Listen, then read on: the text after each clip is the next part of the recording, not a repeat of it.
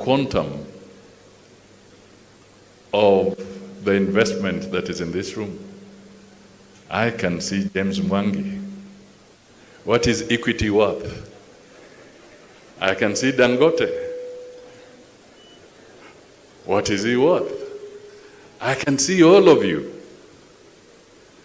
Can you imagine if we multiply what you have tenfold, what it would do for Africa, what it would do for France, what it would do for the world? It would be wonders. And that is why we are here, so that we can draw from you, learn from you, so that we can have consistent policies, predictable policies, very clear guidelines, proper legislation, proper support, strengthening of financial institutions, growing the manufacturing sector. This is why you are here to lead us in this business forum. Ladies and gentlemen, Africa is looking forward to you. Thank you.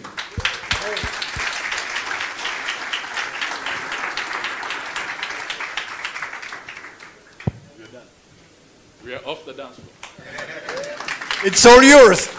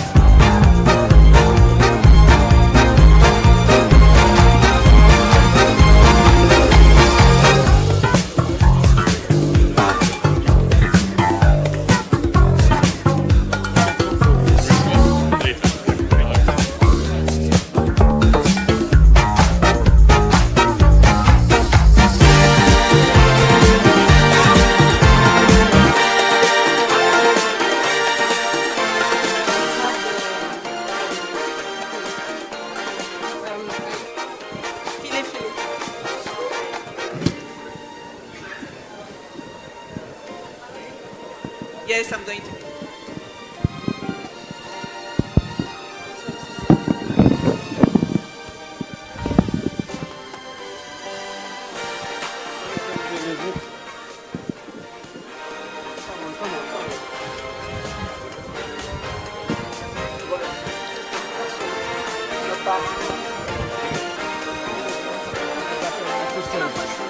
Elle communique pas.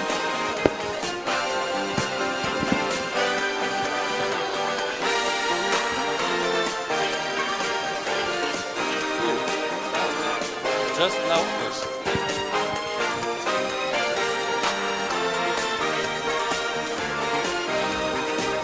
Now?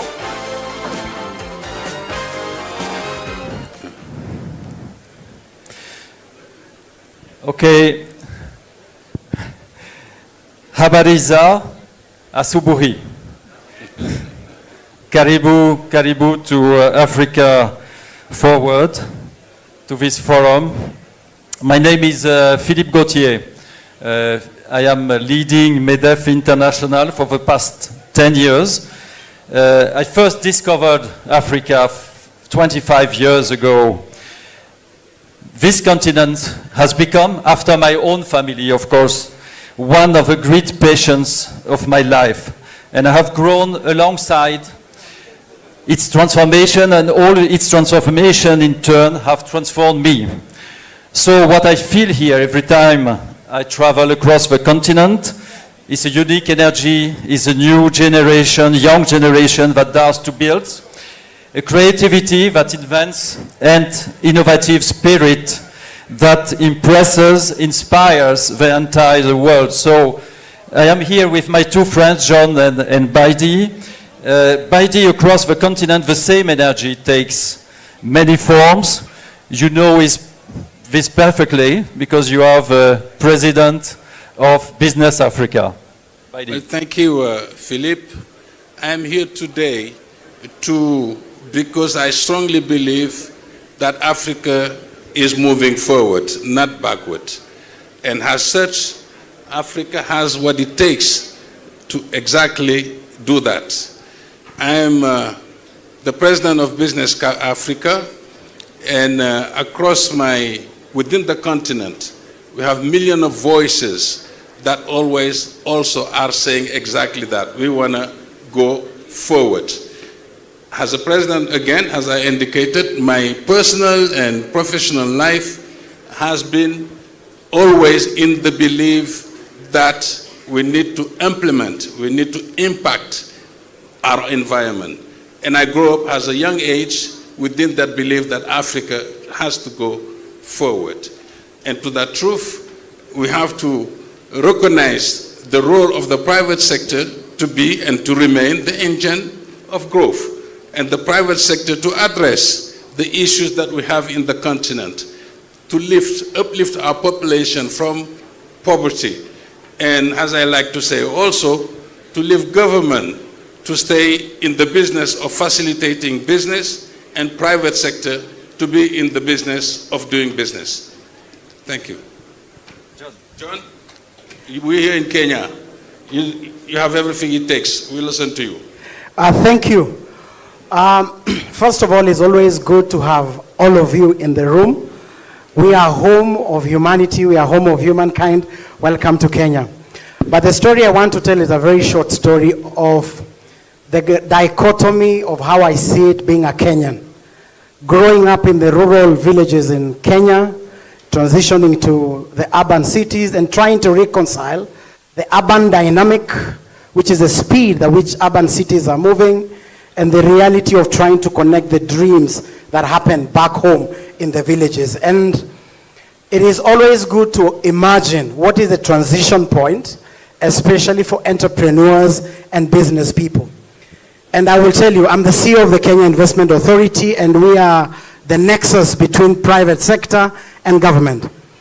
And one poignant thing that really keeps us awake, or keeps me awake at night, is imagine in a week or in a day meeting a multinational bank looking to acquire a local bank, or an investor looking for a JV partner that he knows nothing about, or a pure greenfield investment that is looking for a home.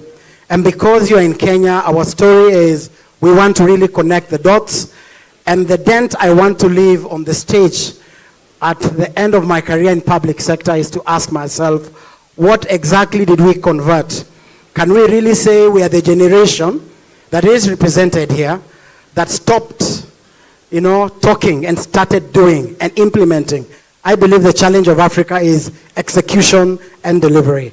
And I want to then tell you the urban and rural dynamic I just presented, Philippe, is the one that we have to face, all of us. And how can we grow this story, Philippe? Yes, John. Exports for France is really essential. 2/3 of our export is going to Europe today. But our real strength has always been our ability to look beyond the borders, and not only to export, but also to invest internationally. We are proud to bring our expertise, our innovation in every country, but you know that in that world, John, we have to choose our friends, we have to choose our partners. So, and we are here today. Here in Africa. Our presence across the African continent is a clear illustration of our ambition. The relationship between Africa and France and between Europe and France is not longer what I think a diplomatic concept. It's entrepreneurship, it's business, it's innovation, it's shared growth, very important, and it's already changing lives on both continents. There is no need for a new narrative. It already exists, and it's right in front of you. We heard the Prime Minister and Minister before, and I think we can feel it here in Nairobi today. So what does it mean to be French entrepreneur? Very short, in a very short story, what does it mean to be a French entrepreneur in Africa? It means sharing common DNA with our partners, the same belief in boldness, the same determination to shape our future, our own future, the same attachment, and it's very important today, to sovereignty. And it means embracing one simple reality: Africa and Europe destinies are intertwined. The great challenges of tomorrow, demography, environmental, food, energy, technology, will not be solved in Africa without Europe. It's what I am convinced. And nor in Europe without Africa. So being French entrepreneur in Africa is not only about coming to sell, but it's co-investing together, sharing risk, creating complementarity partnerships. We should be proud to build shared value chain together in agriculture along strategic corridors through the local transformation of raw materials. So Africa-France relationship built every single day on the ground, in factories, in ports, in airports, in training centers. So being French entrepreneur in Africa means creating a long-term impact. It's what you said, John. Recruiting locally, developing talent, transforming raw materials, creating local value. A few examples, if you look at trains co-manufactured in South Africa. If you look today also on producing TV series everywhere in Africa in, I think, 80 languages, local languages. If you look at many aspects of our life as entrepreneur in Africa, you have still this common value. Building logistics corridor, where also, while also conquering space together. So we have an agreement with Space Agency for Africa. Yes, I have to run. And today, French companies, last word, today French companies represent more than 530,000 direct jobs across Africa, an increase of 30%, 30, the last 10 years. So yes, just building value chain, investing locally and creating long-term impact also requires stronger African private sector, Baidi. Thank you, Philip. What you're saying is, the world is changing and alliances are being formed. And Africa cannot be an exception. And for that, we need to address basically 4 issues. We have to handle the issues of access to market. No market, no business. And therefore, we need to put in place and implement what we've been saying for years, the African Continental Trade Agreement. We need to unlock trade within Africa. We need to do the investment that are needed for roads, digital, all of that. We need to do that, access to market. Of course, after the market, we need to access capital. And that's why the initiative that has the African Development Bank with its president, his new vision of NAFA is extremely important. We need to finance our development. And that new architecture that being put in place by the African Development Bank, we need to support it to do everything that we need to do. Of course, government and business environment need to be more stable and more predictable. We need to know what we're going with our governments, because they, very often they change different things while private sectors and securing investors and stuff like that.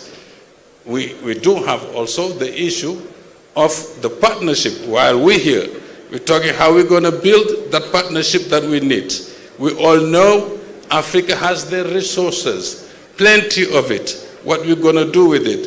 we want partners that come and invest. They come to invest, to transform, to manufacture, not just, come and say, taking out resources of Africa has. And the good partnership is the one who's addressing those issues, and we count that this meeting we're having today is going to be a big step of making that happen. Not just, of course, if you hear all of us talking about the partnership that we need, and I see the Mr. Dangotes and everybody, I think we can assume what we're doing here must be serious. And if it is serious, we need to also, at one point, say, okay, we're going to do different things. And John, I know we're here in Nairobi, Yes. and I know you have a lot of things to tell us about investment and all of it. You have the floor. Well, thank you. My points, I want just to make some points around global themes that we continue to see that are really important for business people that we can relate to. And I don't want to talk about finance. You've spoken about it. I will talk possibly about climate and possibly about technology. And the world is changing faster today than it has ever done. AI and technology are changing faster than any law or regulation can adapt. So what that really means is we must really be the agile continent because we are the future. But I want to point out that the African continent, the $3.4 trillion combined GDP that all of us here have, and the nearly 740 million people, young people who will join the workforce by 2050, really presents the real nexus of how this continent is accelerating. And because Africa will have all these enablers by 2050, I dare say that the future demand for the world will be poised out of Africa. The production hubs of the continent will be in Kinshasa, in Lagos, in Nairobi, in Dakar, in Cairo, in Nairobi here. So I want to say what investors used to look for. 10 years ago, they were keen on asking us about land and licenses. Investors today are talking about the cost of finance, sovereign balance sheets, climate exposure, and I'm sure most of you here will relate with this. Climate is no longer now an environmental issue. It's really a business issue. So because that is what business people want today, tomorrow Africans will be asked, who can you partner with? Because today, those are the questions. But tomorrow is, does Africa have the right partners? Investors are looking for the right partners. And I think when all that is done, we can say Africa is done being called the frontier continent. We want to be invested in. We want to wait to invest with people.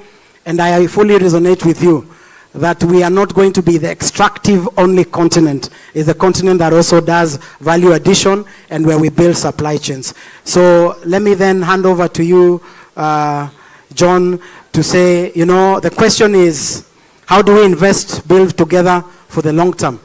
What do we need to do? Well, Philip, if you allow, my call to action is let's move Africa forward. I say my call to action is let's move Africa forward. And moving Africa forward, it means we need to have private sector solution for public sector challenges. Private sector need to be at the center of the thing. We have also in this room so many young entrepreneurs, women, young entrepreneurs that are very talented, that are looking only to be put in place to move forward, to bring with the solution that they have. We're talking about the young entrepreneur. Of course, we have the major one, the champion of the continent, like the Dangote, that can carry also, like different sectors, different young people. We have all of that here. We here in this room also is about partnership. What partnership do we want to put in place? What do we want to do together? Where do we want to go together? And in my sense, we have everything that is needed here. We have financial people, institution, private sector, the champion, the young, the woman, everybody. What we hope is that event is not just going to be another one. It's like we have done this thing, we have done it so many times, but what would be the difference of that one we have? And we count on all of us here to put something forward, going forward, Africa moving forward to see what we can do together. Thank you. Yes, John, in one sentence, what do you say to our friends? My call to action, in a minute, not a sentence, right? Is we must build for the African who is yet to be born. We must decide every deal as if it can defend itself in the year 2050 going forward. We must stop running the playbook of the last 40 years, and we must start executing and executing now. And to every investor in this room, bring your patient capital, longer tenures, price it right. The risks are de-risked. There are a lot of people to help you de-risk, so that in the build cycle, we can ensure that Africa rewards and capital is for this decade. Bring technologies that you can share with us in Africa. Bring yourself as partners, not visitors. And I'm sure if your strategy is to extract and exit, this is not the continent, but if it's to extract and build value chains and supply chains and value addition here, then this is a continent for all of you. And the African Continental Free Trade Area dream is a good nexus. We are here. We are really adding the missing middle, and we must move together. Thank you. Yes, to achieve this ambition, last word by Dee. Well, I mean, we want a partnership that is fair, that is just, that is a win-win, and a partnership on which we can build our future together. Thank you. you. Move forward. And we must move at the logic. Sorry, we must move beyond the logic of development aid. It's my word. And what lies ahead of us is not assistance, but is really economic alliance. Thank you. Thank you to everybody.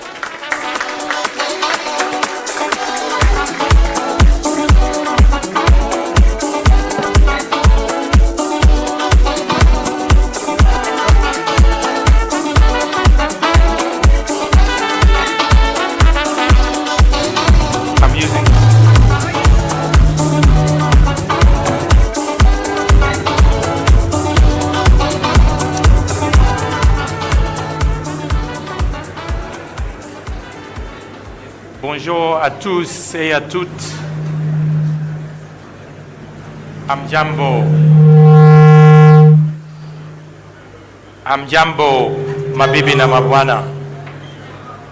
Excellencies, distinguished guests, more importantly, friends, good morning and welcome to Kenya. I stand before you very proud to be home.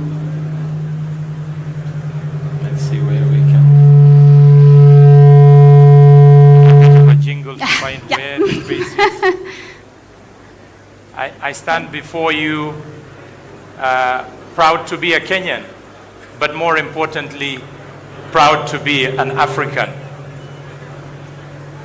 University of Nairobi has many fond memories, probably those that you would not expect.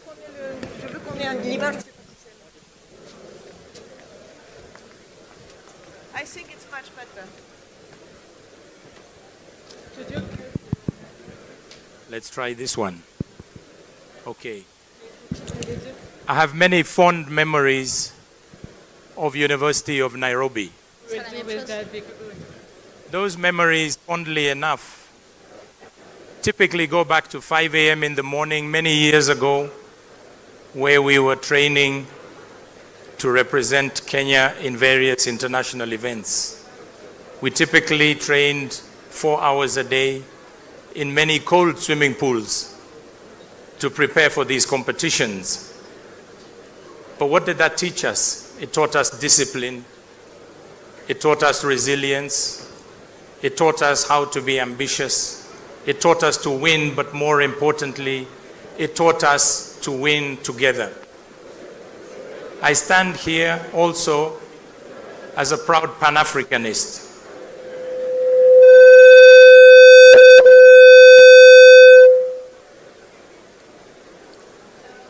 I'm blessed, my family is Pan-African in nature, and I think it's quite unique.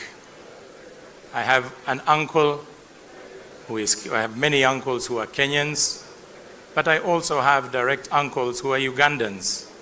And our family also has been very open to welcoming other Africans into our family. We count as blessed Ghanaians, people from Benin, Liberians, among others. And that has taught us the beauty of being Pan-African, the uniqueness of the tapestry that we call Africa, albeit with its own challenges. I stand proudly here before you running a bank, Ecobank Group, which is present in 34 countries across the continent. That is always an interesting endeavor, and no 2 days are ever the same. And when people ask me, what is it like to run a Pan-African group? And given the French audience we have here, it is the equivalent to how the French would handle 34 different cheeses. They each have their own character. Whether it is Roquefort, which is bold and complex, whether it is Camembert, which is rich and delicate, or whether it is Munster. Those of you who know Munster know that it has got a lot of power and it can clear a room in minutes.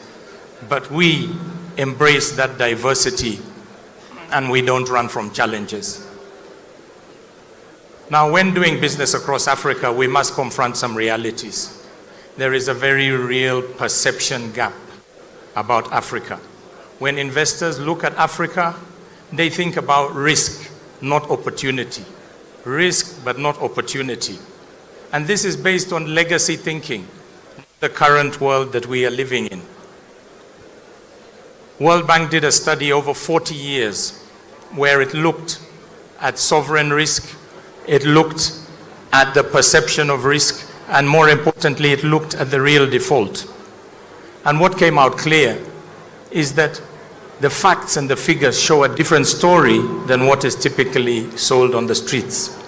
It showed that the default risk within Africa was typically lower, and I say again, lower than other equivalent countries in emerging markets across the world. Why is this important that I say this? Is because we must tackle the issue of perception of risk across Africa. There are many investors, many of whom are among us, who are investing in Africa and getting superior returns. And we need to break this perception that we currently face. And why is this important? Because we face much higher risk premiums to doing business. This strangles business, this strangles economic growth. So we must celebrate and recognize our diversity. We recognize that we're not saying it is easy to do business. We recognize there is a lot of currency volatility. We recognize there can be political risk in some of the markets, but we celebrate our diversity. Fragmentation is an area that we also have to contend with, being 54 countries. And I will ask Françoise to talk about how she deals with fragmentation as running Proparco. Thank you. Thank you, Jeremy. And good morning to everyone. I'm so happy to be here today. I would like to start with on a personal note. As you may know, Proparco is a private sector arm of the French development agency, AFD, and investing in Africa is our mission, our expertise. €1 billion per year. My first engagement on the African continent as CEO of Proparco took me precisely here in Nairobi 4 years ago. I can still remember the energy I felt on the ground from our partners, entrepreneurs, financiers, among Proparco's own teams, a shared drive to act, to invest and to build. Concrete initiatives were already taking shape, each one showing that transformation is not only possible, but is already happening. A few weeks later, a journalist asked me a very direct question: are you Afro-optimistic? At the time, my answer was simply, yes, it's my job to be. 4 years later, I think I would put it slightly differently. It's just no longer part of my job, without downplaying the challenges of the continent. But Afro-optimism as a guiding principle based on observation and facts. Over the last 4 years, I've seen tremendous change on the continent. Take, for example, the acceleration of renewable energy, where several African countries are at the forefront now, or the growth of local capital markets, which are becoming powerful levers for financing economies. This is my reality now. This is your reality, our reality. Africa is a continent in motion, and we are here for it today. So what we see, Jeremy and I, from different angles, leads to the same conclusion. Gap is not in reality. It is in how reality is perceived. Jeremy, what do you think? Absolutely. When you look at the richness of the continent, we have 60% of the world's arable land. We have 30% of the most essential minerals on the continent. We have 17% of the population, but yet we only have 3% of world trade and somewhere in the same region of GDP. We have to break this cycle, and that is what we are working with Proparco to try and do. I will ask Françoise to talk about some of the global realities that we must contend with in this environment as we do so.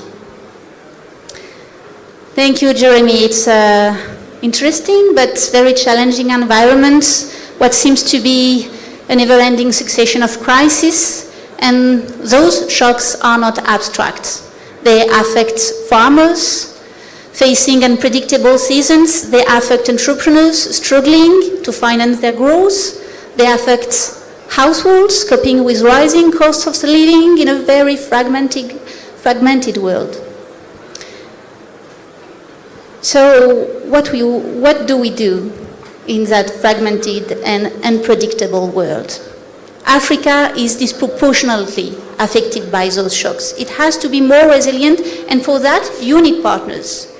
Development finance institutions like Proparco have not only proven to be reliable partners, but they have also stepped up, making a clear case for an ongoing shift of paradigm. Sustainable and inclusive investment enables building long-term, durable, and mutually beneficial partnerships. Investments where financial performance and impact move forward, sustainable, preserving global public goods, and including ensuring that the most vulnerable are not left behind. Within these frameworks, my conviction is pretty clear. The private sector is pivotal to addressing the key challenges of the African continent. And at Proparco, these convictions translate into a very clear strategy. Connect, invest, and scale. And it starts with working with one of the most powerful levers of the continent, African financial institutions. Why? Because they know economic reality. They know the risks as well. They are the closest to entrepreneurs, to corporates, to people. I could not be happier to share the stage with Jeremy today, because Ecobank and Proparco, we invest in MSMEs, we invest in critical sectors as agribusiness, and we promote greater financial inclusion. So, Jeremy, partnerships, tools, frameworks exist. How we do move forward at scale? So because I see we're running out of time, we as Ecobank have had a partnership with Proparco since 2012. We have done business together worth $400 million, and today we are announcing the next stage of that partnership, and that is 300 million euros to be invested over 3 years in agriculture and agri-development. For too long, we have been known to export raw materials as opposed to finished products. This has to change. We have to create value on the continent, create jobs here by African hands on African soil. Ladies and gentlemen, as I wind up, I would like to be very direct with you. Now is not the time for talk. Now is the time for action. Now is the time for execution. Now is the time for commitment to action. The global landscape is changing, and the question is not, is Africa investable? The question is, are you ready to invest in Africa? And are you ready to be part of that growth story as we go forward, or will you be left behind? Thank you very much for your attention today.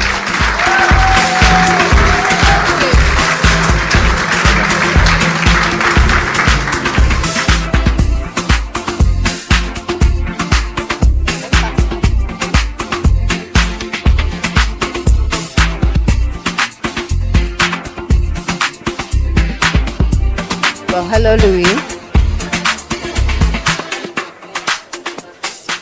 Hello, everyone. Hello, Maurizi. Nice to be with you today. It's lovely to be here with you as well, Louis. I'd like to just say hello to everyone who's here. It is an extremely large, audience. So it's really a change, I suppose, Louis, from 4 years ago. Absolutely. I'm very glad to be here, and I would like just to share two small experience, very personal experience. 4 years ago, I was almost alone in the landscape. I left my jacket, I left my tie, I kept my shirt, just to meet people in the landscape because I went to the parliamentary elections. And first of all, during my first political meeting, so-called political meeting, yeah, only one people came, only one people. Oh wow, only one person. So it doesn't mean that I won't be elected some weeks ago, but some weeks before, after. Well, I'm not sure if everyone is here for Louis, but it's certainly more than one person in the audience. So I feel like that's a huge improvement already. So well done, Louis. Thank you. And the second one I would like to share is during my campaign, I met some people, and especially some CEOs, some local CEOs. I used to support them. Yeah. And the first time I met him, he said to me, I have two things to request from you. The first thing is to lower taxes. Obviously. It was not a surprise, and to lower regulations and so on. Yeah. And the second thing, maybe much more important than the first one, is let me go. I don't want to see you if you'll be elected. Because as soon as public sector came in the private sector, it's always a mess. Yeah. Maybe he was kidding, I don't know. But the conclusion I made is this guy is now a friend of mine, so there is no worries. But what is important is the relationship that you have and the confidence you can create between people. And beyond the institutions, beyond what we do represent, there is the relationships between people. This is exactly what you do in your job. Exactly, and I think you make a very important point, Louis. Identity is such an important thing, and sometimes really spending time to understand who you have across the table better creates that ability to connect. And so I'll tell you a little bit about myself. I'll try to be short. As you see, I'm a woman. What you might not know is that I'm a mother as well.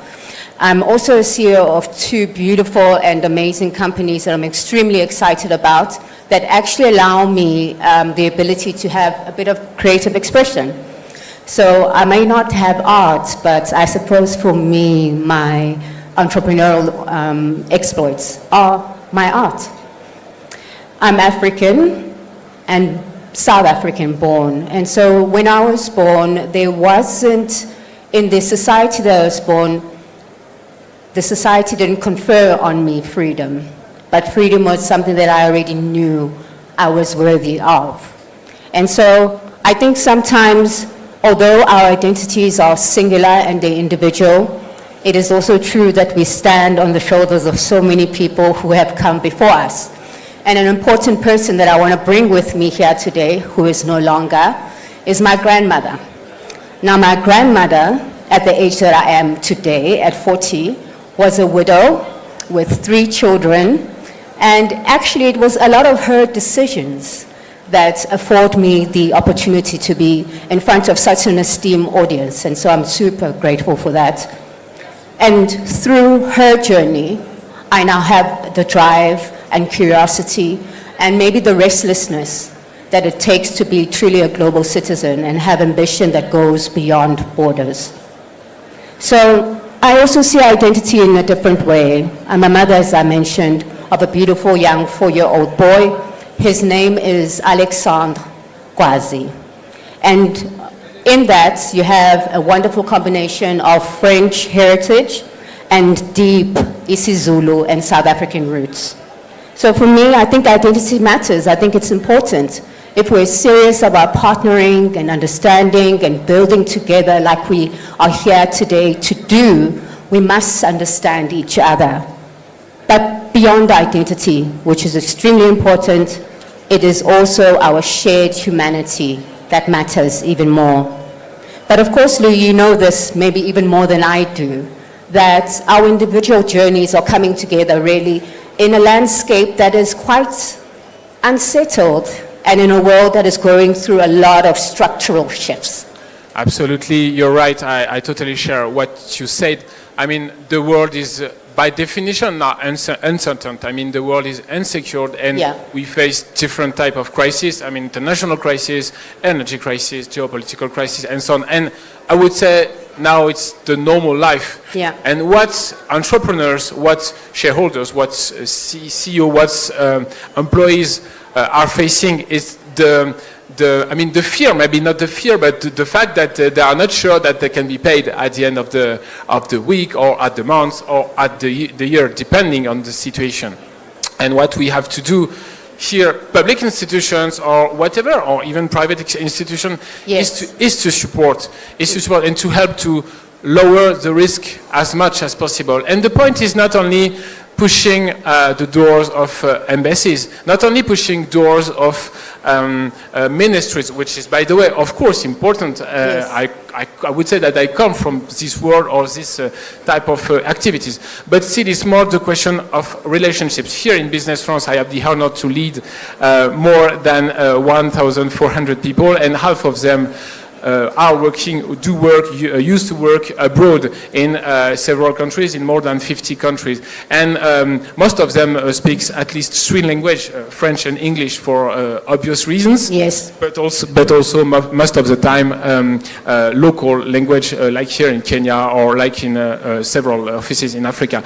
And what they do is 700 pairs of eyes, and these eyes are very concrete for making the matching between any type of initiatives, between what an entrepreneur wants, what an entrepreneur needs, and what an investor, whatever, or a buyer, or whatever could have and could make the connection. So making the connection, making the matching is very important, very concrete, very pragmatic, and I would say most above all the crises he's facing on. Yes, that's true. And I do share the opinion that you have. Business France has been obviously instrumental in my own journey, so I do see the value of the work that your organization does. But yes, the global dynamics don't land the same, and that's what I think is quite important. The global dynamics land on asymmetrically, depending on where we sit between those that have and have not. And that's why I think in that particular landscape, it is so important that the solutions that we develop are not just solutions for a theoretical exercise. And so at Brane Africa, we do market research. And we don't do it for the academic exercise. We do it so that we have an in-depth understanding of the people that we want to build solutions for, and so that that shows up in our products or the services that our clients then deliver. And even further to that, through Brain Tech, we combine that market understanding, that deep market understanding, with technology. And for us, an area of concern and where we've seen that there is this inconsistent landing of financial instability is really when it talks to climate. And so for Brain Tech, our core strategy is around developing inclusive insurance solutions that look at serving the communities for which impact and instability is more severe. with the question of jobs. We haven't speak about the question of jobs, which is We do. important. Absolutely. The people, they are speaking about why you are here, not only for making export. I mean, export, maybe it's more a reduction of what we want to do, what Yes. we need to do. But the question of creating jobs, because jobs is a kind of responsibility in the society, and I know that we need to create jobs here in Kenya, we need to create jobs here in Africa, but also as well as in France. So Yeah. the question of jobs and the responsibility that you have in the society is very important, and it does match with what you do. That is exactly it. So for us at Brane Africa, of course, our vision is to be a recognized leader with insights and really shaping decisions that matter and shaping solutions that will endure. But over and above that, it means that we also allow other people who are as inclined as we are at Brane Africa to also find creative expression in being a part of our journey. We have a big ambition, and our ambition is clear. We want to be able to impact 1 million lives through the inclusive insurance solution that we want to launch. We are early in our journey, so we have a lot to learn. And for that's why we know that we need partnership, we need sponsorship, and importantly, we need an ecosystem and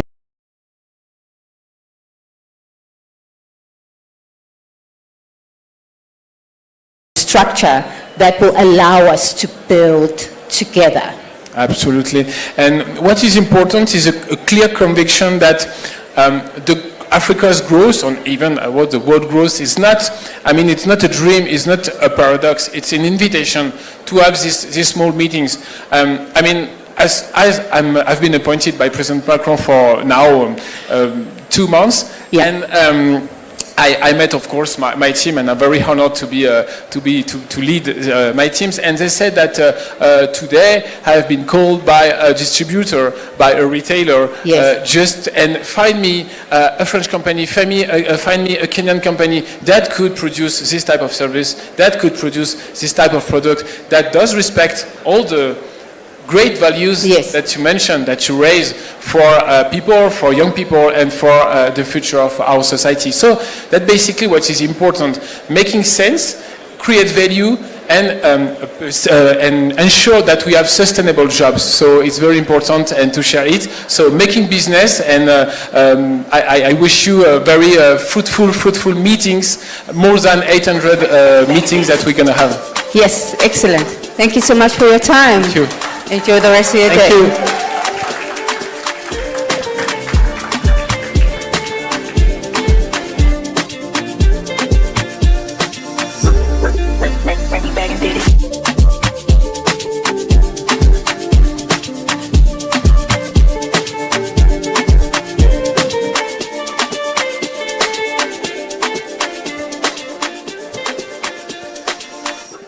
So, I'm extremely honored to be here. I'm Odile Renaud-Bassot. I'm the president of EBRD, which is an international organization.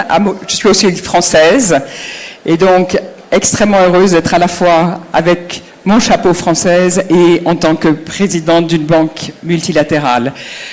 It's also a very specific time for EBRD because we start investing in sub-Saharan African countries. So it's a new journey for us. We are the new kids in the block and looking forward to work with all of you.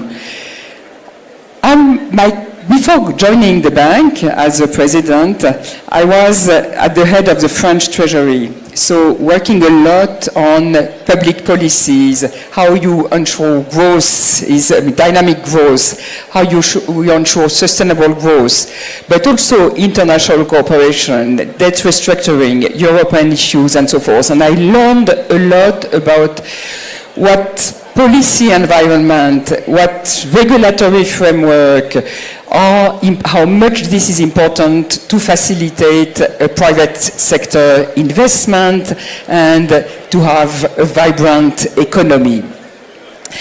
Before starting in sub-Saharan Africa, and when I joined the bank in 2020, EBRD was already investing a lot in North Africa, in Morocco, Egypt, Tunisia.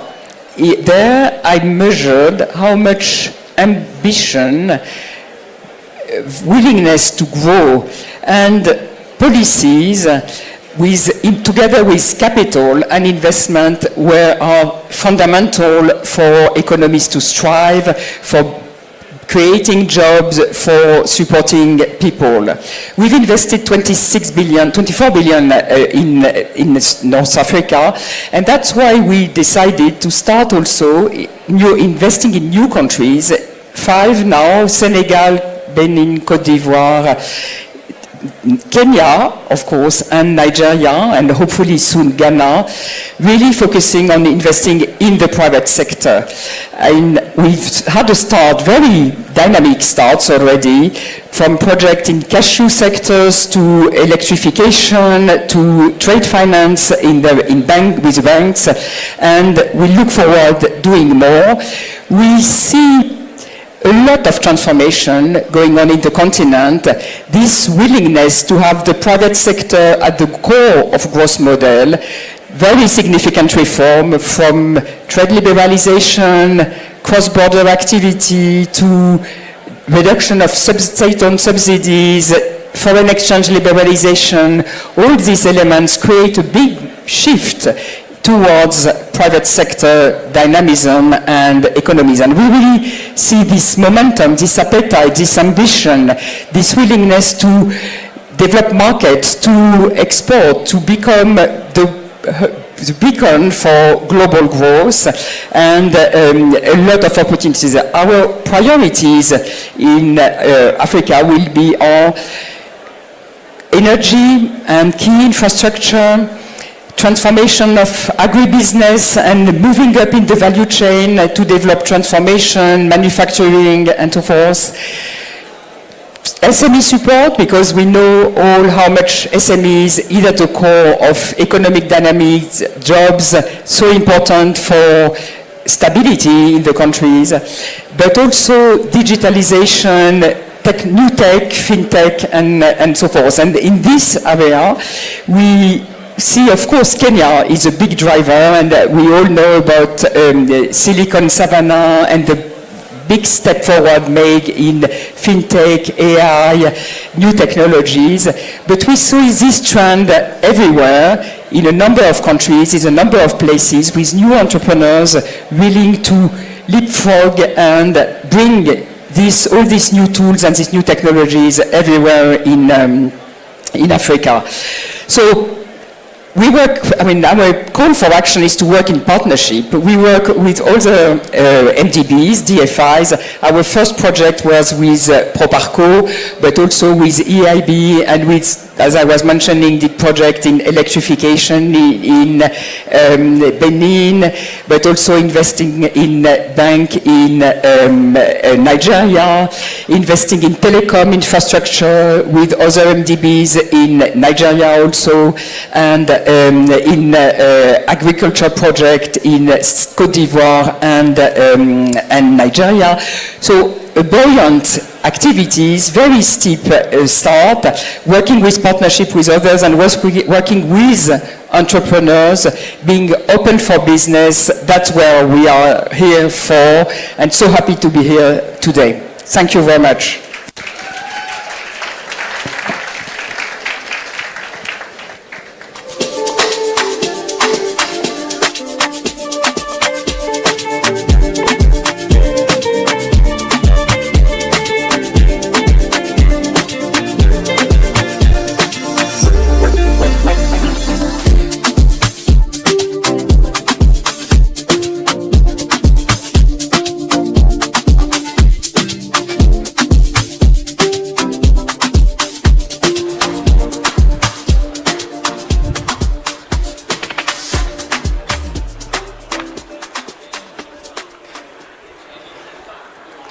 Hello, good morning to you all.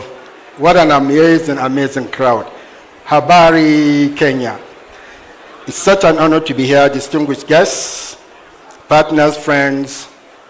Thank you for the opportunity to be here. I am Abdul Samad Rabiu, founder and chairman BUA Group from Nigeria, and I stand before you today not just with the title, but as a builder. An African business owner, shaped by one conviction, that Africa must not only consume growth, but create it. Over the years, I have built businesses in environments where uncertainty is constant. But so is opportunity, if you are willing to commit, persevere, and execute. I have seen what it takes to move from vision to infrastructure, from ideas to industries, and from industries to jobs that sustain economies. I have built where there was nothing to build, developed industries where none existed, and helped create systems that now sustain thousands of jobs and serve millions of consumers across our continent. And through that journey, one belief has become very clear. Africa does not lack potential, but it lacks coordinated execution and long-term capital at scale. We are operating in a world defined by contrast, where capital is abundant, but not always directed to where it can create lasting transformation. And within this global context, Africa stands at a defining inflection point with a young, fast-growing and ambitious population, vast natural and industrial potential, and increasing global attention. But attention is not transformation, and potential is not progress. From where I stand as a builder, the constraints are consistent. Access to long-term affordable capital remains limited. Infrastructure gaps continue to raise costs and reduce efficiency. And policy inconsistency slows investments and weakens confidence. But we must also be clear about what works. When governments provide clarity, investment follows. When the private sector is empowered, it delivers scale. And when partnerships are built on execution, transformation happens. No single company, institution, or government can carry Africa forward alone, because the scale of the opportunity demands collective execution. The question is not what Africa needs. The question is whether we are ready to act differently. First, execution must become our standard. Africa has no shortage of dialogue. What we need now is disciplined delivery, clear priorities, measurable outcomes, and accountability at every level. Second, we must commit long-term capital with conviction. Africa is one of the most compelling long-term growth platforms in the world.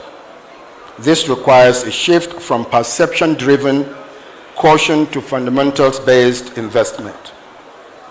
Third, we must accelerate industrialization. No economy has achieved prosperity without producing at scale. We must move beyond exporting raw potential to creating finished value, jobs, stronger currencies, resilience.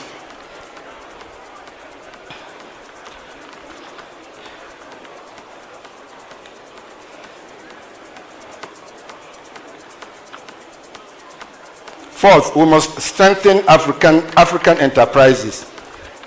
African businesses must be enabled to scale beyond borders through coordinated improvements in energy, logistics, capital access, and market integration.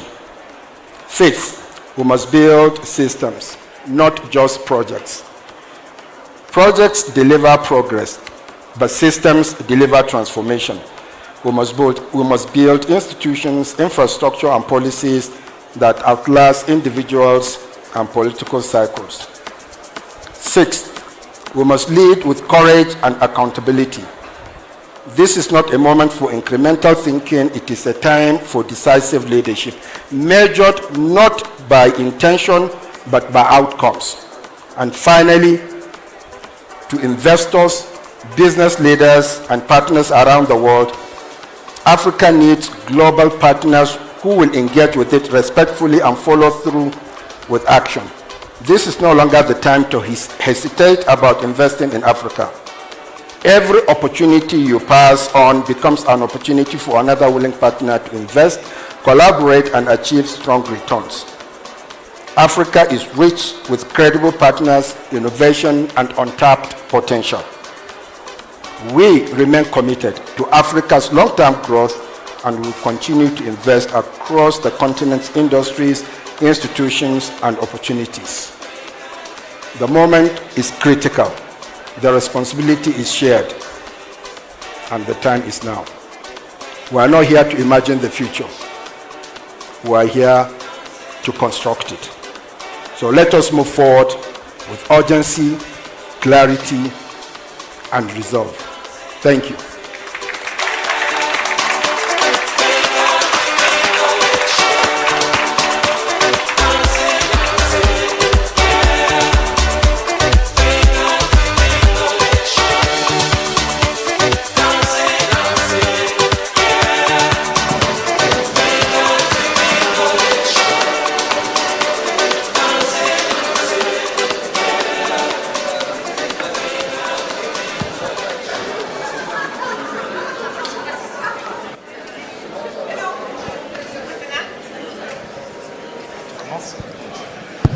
Hello everyone, I'm Jean-Louis Billon from Côte d'Ivoire, the Ivory Coast.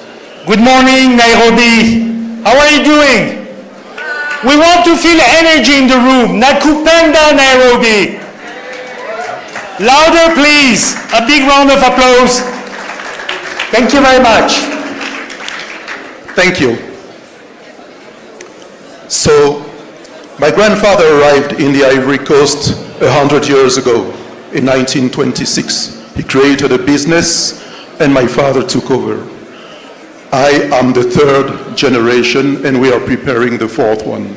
Just to tell you that it is possible on the African continent to have a long-lasting business. And I have this particularity, being a businessman and also a political actor.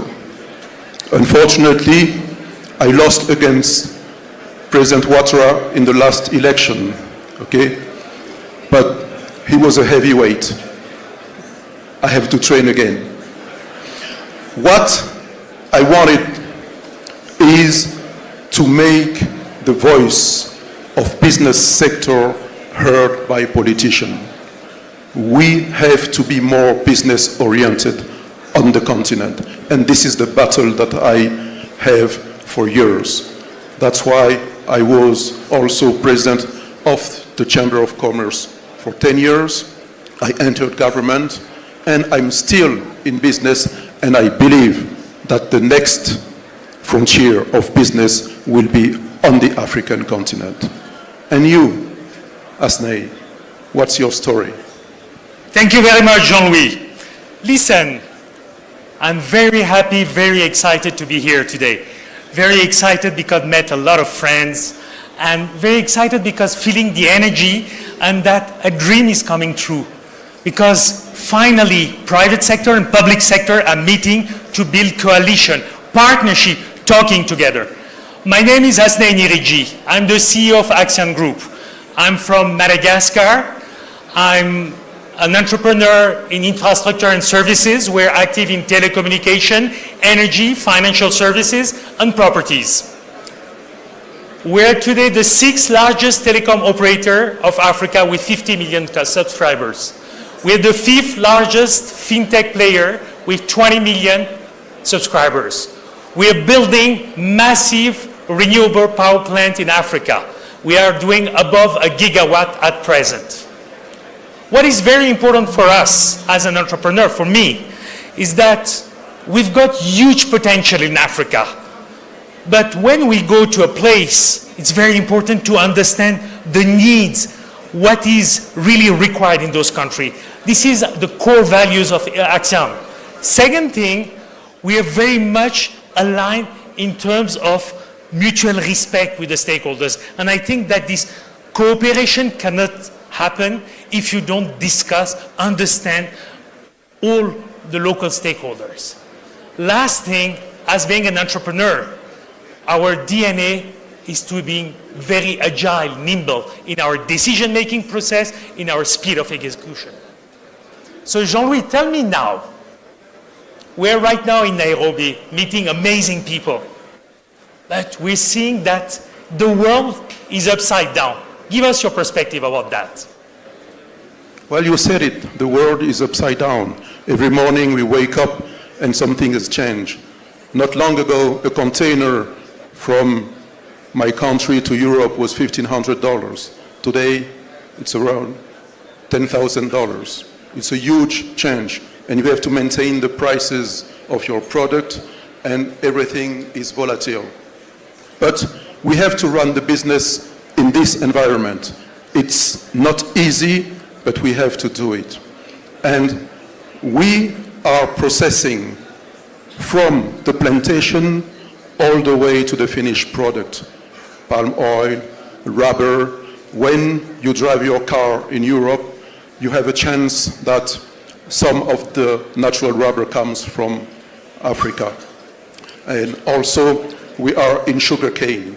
And we transform. We transform. Our market is in the sub-region of West Africa. Thankfully, we have the ECOWAS. It works not so bad, but we still have too many hurdles, too many of them. We're supposed to be in a free zone, but we cross border, we have customs, we have roadblocks. It's difficult all the time. We know that. So what we need is politicians to understand how to ease the business, because I strongly believe that Africa is the future. And you? Listen, thank you very much, Jean-Louis. We're seeing a very, very particular situation right now throughout the world. On one side, we're seeing that the world is in a total mess. War everywhere, Middle East, Africa tension, Europe. And at the same time, the world is accelerating so fast. We're seeing that artificial intelligence is bringing a lot of disruption in our markets, in Europe, in the United States, and it's coming to the shore of Africa. It's going to change a lot of things in terms of employment, in terms of value creation, in terms of knowledge. So many things are going to happen. So that's a very great moment to be in, and particularly for Africa. For Africa, we have to make sure that we'll make the most of this revolution. We shouldn't miss it. Africa's urgency is very clear. Africa's urgency today is scalable, sustainable infrastructure to have digital inclusion, energy inclusion, financial inclusion. Africa's challenge, Africa's deficit in terms of infrastructure shouldn't be seen as a problem to manage. It should be seen as an opportunity to seize, to accelerate the growth on the continent. Today, we're seeing that in Africa, electricity penetration rate is below 50%. That's not possible. We're in 2026. How come we still talk about that? Smartphone penetration is still a challenge. So that's also a great opportunity. But we'll not be able to do it alone. We need to build strong partnerships, strong coalition. Let's take the example of what World Bank with IFC and Africa Development Bank is doing with M300 program. That's a great platform. This is a lot to be achieved together. Of course we have problems. Let's be serious. I'm seeing our colleagues from regulators, ministers in the room. I'll be very frank and honest with them. Of course we have the tax man coming and knocking at the door and saying, sir, You know this. What is my predictability about that? Of course, the cost of capital, I'm looking at my banker's friend in the room. Cost of capital is always too high, but we'll find solution. Of course, we have so many issues. But Jean-Louis, tell me one thing now. What do? We have to talk to the political class. Agreed. And tell them that business is creating wealth, and development of our country will go through business. A developed country is an industrialized country. You cannot make it if you don't transform. You cannot make it if you don't have business champions in your own country. And you have to protect them, you have to support them, you have to help them. Don't get me wrong there. The US is doing the same, Europe is doing the same, Asia is doing the same. In Africa, we have to support our business community. And don't think that you have to produce African champions, to create them. No, they are already there. You don't create them. You have to identify them because they are already there. They just need you, your support, and the ecosystem that you have to implement to have sound business, profitable business, long-lasting business, because as I said, Africa is the future, is the largest continent on earth, and it's the youngest one, and it's the future market. The big game will be played on this continent tomorrow. Jean-Louis, thank you very much for your inputs. For me, what is very important today in the coming days, let's not continue and make the case about Africa. Let's stop to say it's a land of opportunities, of potential. We have now to talk about execution. We have to talk about action. What we need today, according to me, what we need is bold decision. What we need is willingness from governments, from businessmen, commitments. We need, the continent deserves massive investment. I see my dear friend Aliko in the room.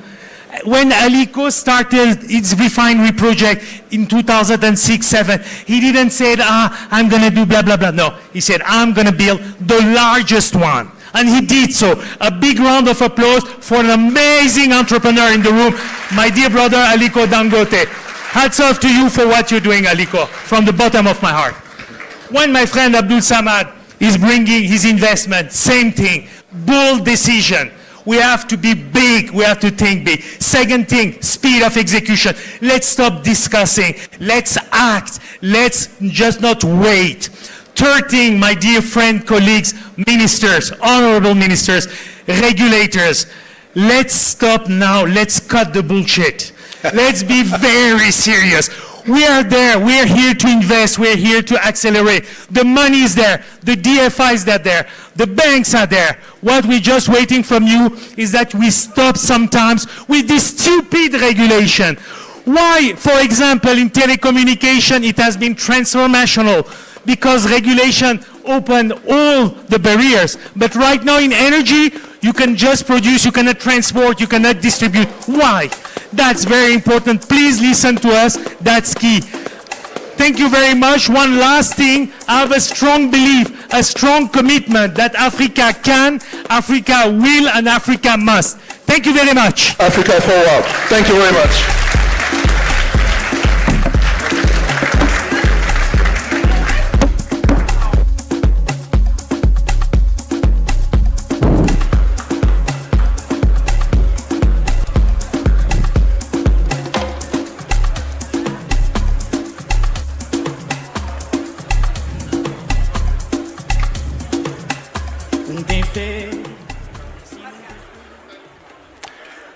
Good morning.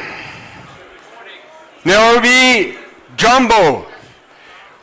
Well, that was actually the conclusion. Africa can, Africa will, on Africa must. That was not a conclusion, that was an introduction.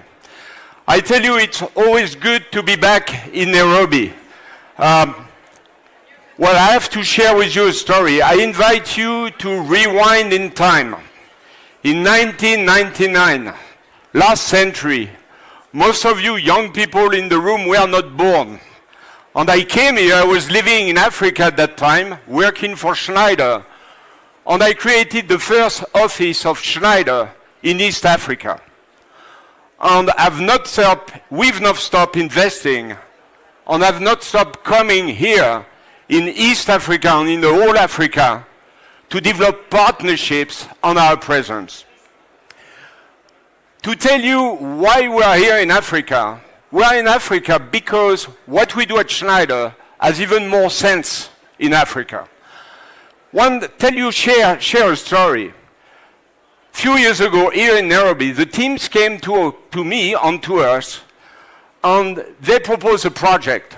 And it was about a clinic. And that clinic had the good equipment. But because electric power was not stable, then they couldn't store medicine. And women didn't dare to come to the clinic to deliver babies because they wouldn't know if power would be available at the time they would deliver. So we did the project, a small grid, microgrid, with solar and with batteries, which made the power stable and reliable 24/7. And since then, vaccine is available in this clinic, and women come to deliver babies. And this has reinforced when I left Africa and went to Paris to become the CEO of the company and to the chairman of the company. That was more than 20 years ago. I came to the leadership of the company with one very strong conviction, that energy is a fundamental human right. And actually, access to energy is a passport to a decent life. It's actually the passport to progress. And when you get access to energy, you get also access to digital.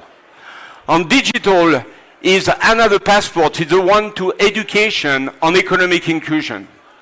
So when you get access to your first energy, then you get access to progress, to education, and to economic inclusion.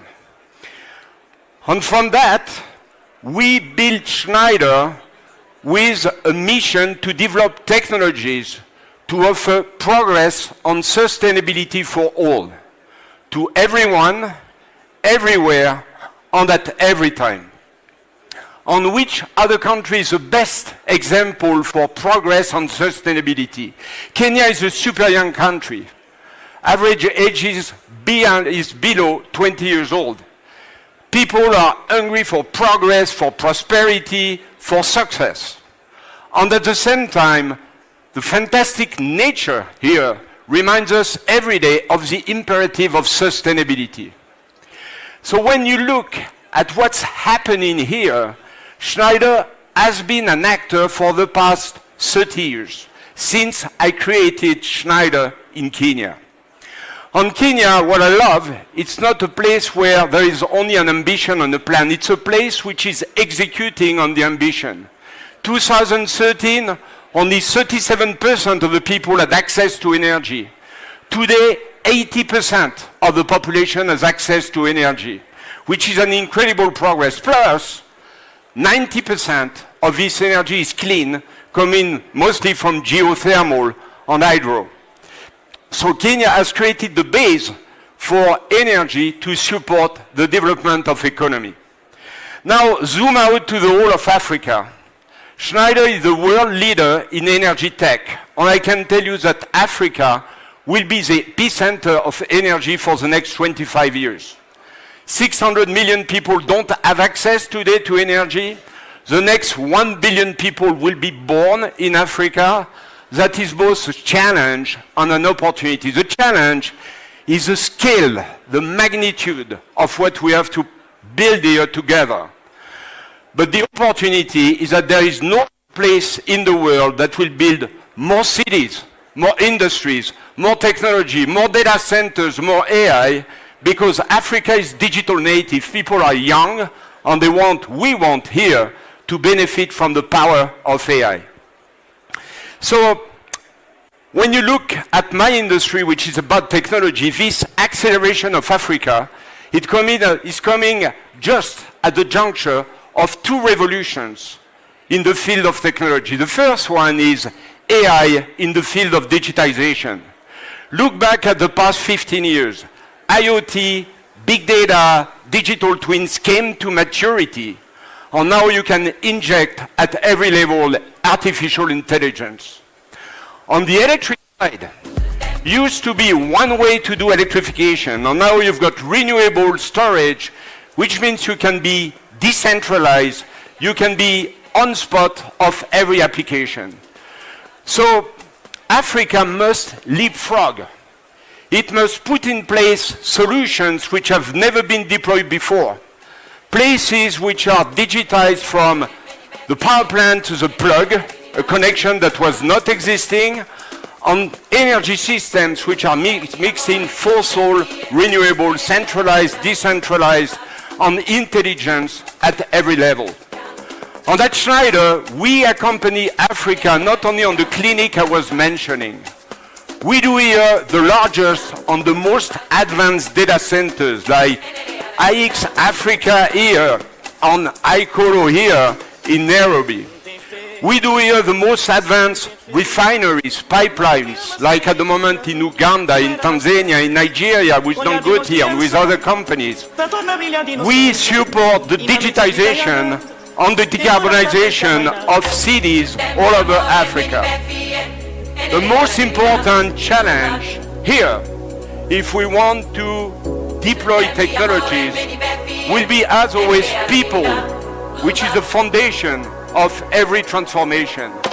And I'm happy to announce you that, number one, this week I'm going to be inaugurating our new office here in Nairobi. And number two, we're going to be signing with this university, among other universities in Africa, a massive program of energy transformation and energy lab to train the next generation on the existing professionals to the newer technologies. So it's all about partnership. In this room, we are all engaged to the transformation on this massive acceleration of Africa. Be sure of one thing, Schneider wants to be your energy tech partner in this transformation. Thank you. Asante sana.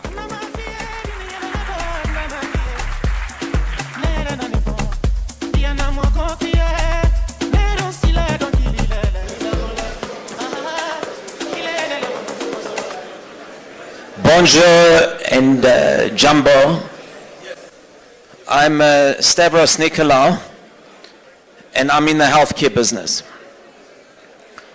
When people ask my kids, what does your dad do for a living? They say, my dad sells drugs for a living. That's one way of looking at it. But what I do, ladies and gentlemen, for a living, I save lives every single day, and I improve the quality of life of all people who live on our planet, but particularly in this continent. My company is Aspen Pharmacare. We are Africa's largest pharmaceutical company. We also are Africa's largest investor in France and the largest pharmaceutical investor on the African continent. I want to share a story with you.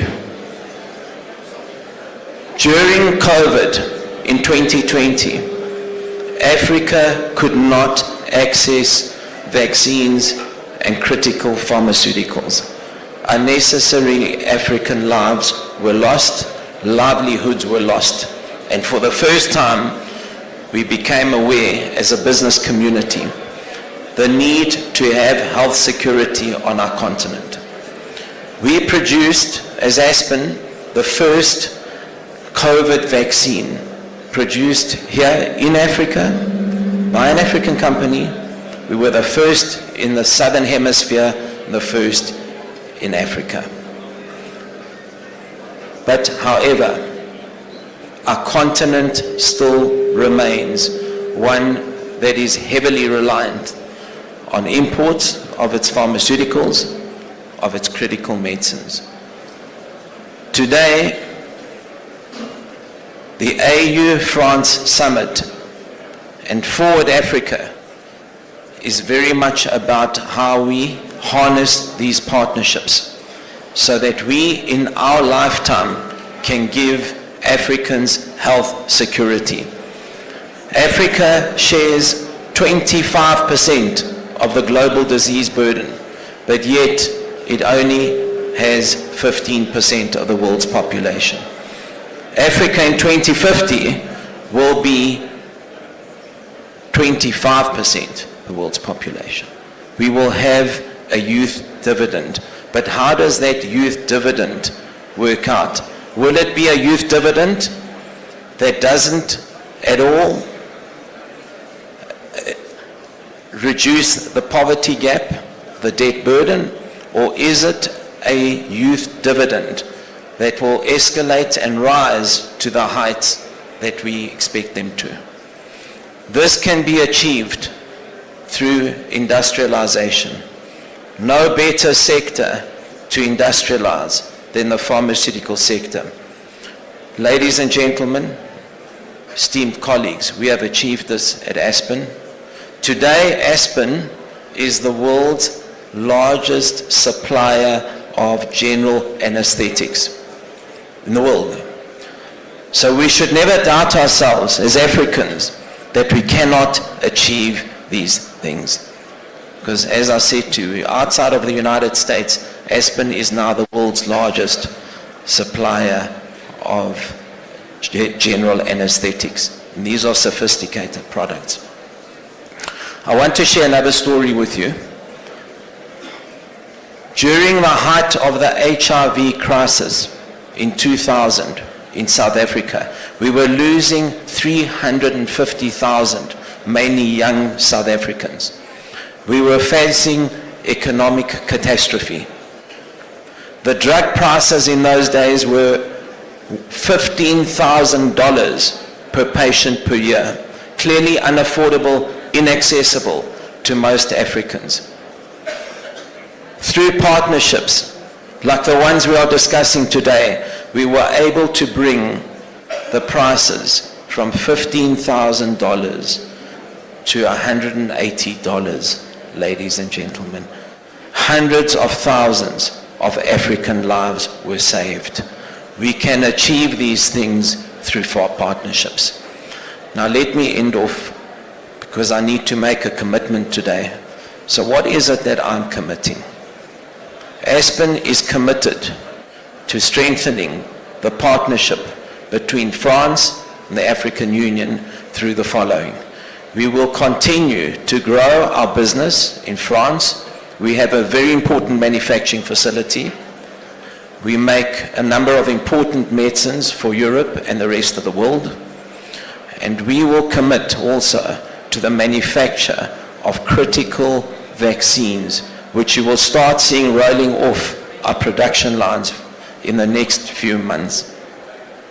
We commit to producing insulin for the continent.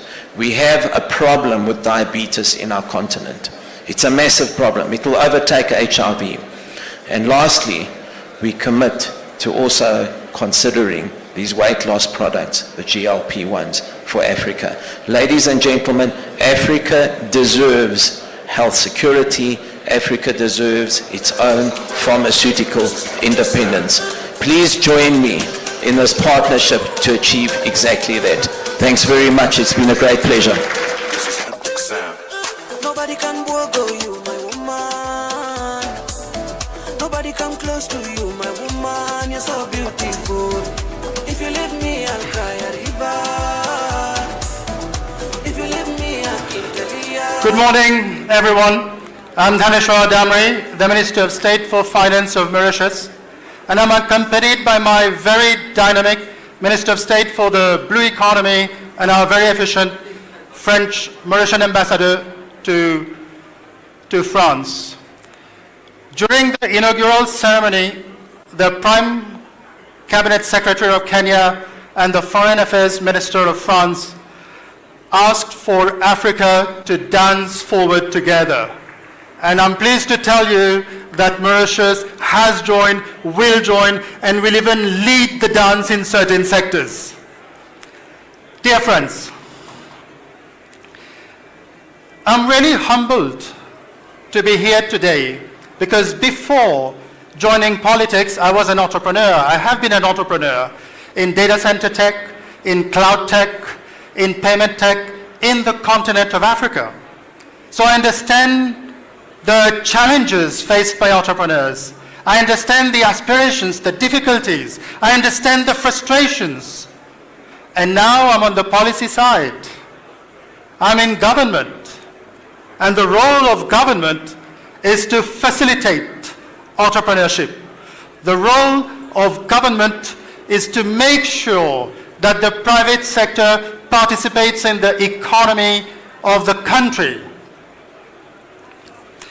Now, being on the policy side, Mauritius faces certain problems, certain issues, and the whole continent faces those issues. Amidst the internal and external risk and shocks, we all face severe fiscal deficits, severe debt repayment problems, and limited fiscal space. And this is where governments need the private sector. When I was in the private sector, I was driven by creating value for my enterprise. When I'm in the public sector now, I'm driven by a higher purpose, that of creating jobs and inclusive growth for our people. And my call to action is very simple. I'll make two calls to action to the continent. The first one is that the continent needs, amidst our diversity, we need to be unified in our economy. Governments should facilitate this unification. Let's say the African Free Trade, Continental Agreement, International Protection Agreements, Double Taxation Avoidance Treaties, the COMESA, the SADC, economic blocs, and all the policymakers who are here at this conference, I'm sure we can advance this agenda together. The second is I'd like that every country, the economy of Africa is a global value chain, and every country should focus on its strength. Mauritius has two strengths. Firstly, we are a de-risking center for digital finance and climate finance into the continent. Secondly, we are an enabler, a force multiplier for digitalization led by AI. These are our two strengths. We are a force multiplier for the blue economy. Although we are a small country, we have a lot of potential, and we have a catalytic role to play in the growth of Africa and in the creation of jobs and inclusive growth. That's our mandate. I want to double my GDP the quickest. I want to create more jobs. I want to reduce poverty. I want to eradicate drugs. That's what every policy maker wants to do. So, dear friends, my brothers and sisters from Africa, allow me to call to turn pledges into actions and promises into progress. Let's reform, perform, and transform together for jobs and inclusion. Mauritius will play its role of a de-risking financial center and an enabler in digitalization and the ocean economy. So, ladies and gentlemen, please come to Mauritius. The three of us are here at your disposal, and we thank you very much for your attention. Long live Mauritius, long live Africa.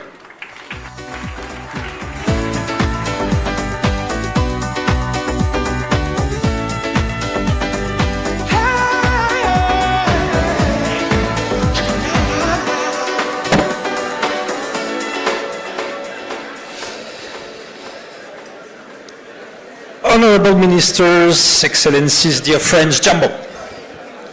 My name is Jean-François Falaché, very French name, and I'm the CEO of Eutelsat. Eutelsat, we are a global satellite provider delivering broadcast services delivering connectivity and advanced services to people, businesses, and governments around the entire world. On a personal note, I'm someone who has spent his career building networks, building telecom networks that connect people in countries, across the oceans, across cultures, across reality. And I'm very happy to be back here in Nairobi after 18 years, where I had the great chance to help building the mobile network of Telecom Kenya, and that was back in 2008, so I'm very, very pleased to be back here in Nairobi. Building networks across my career, I have clearly seen that when connectivity arrives, it transforms life. Jean-Pascal Tricot from Schneider was telling us that electricity is the access to everything in life, and then comes connectivity. Connectivity is bringing people together. It is opening access to knowledge. It is enabling business and supports development. This is this conviction that is driving me, and this is this conviction that is also driving Eutelsat. Connectivity nowadays has expanded in an unprecedented pace. Yet, at the same time, fragmentation and division are increasing. And in this era of digital, of AI, the internet is evolving in a way that is sometimes separating rather than creating and broadening horizons. In Africa, actually still hundreds of millions of inhabitants are having not access to the world and to the connectivity. And this situation is definitely not sustainable. Because as I was saying, connectivity is really a basic need. Governments are requiring now secure connections. Enterprises depend on reliable and resilient networks, and citizens expect affordable access to the world and seamless access. We have also the pressure that is growing with climate disruptions, geopolitical tensions, and really rapid technological change that are reshaping the environment in which we operate. At Eutelsat, we believe in offering that choice. So who are we?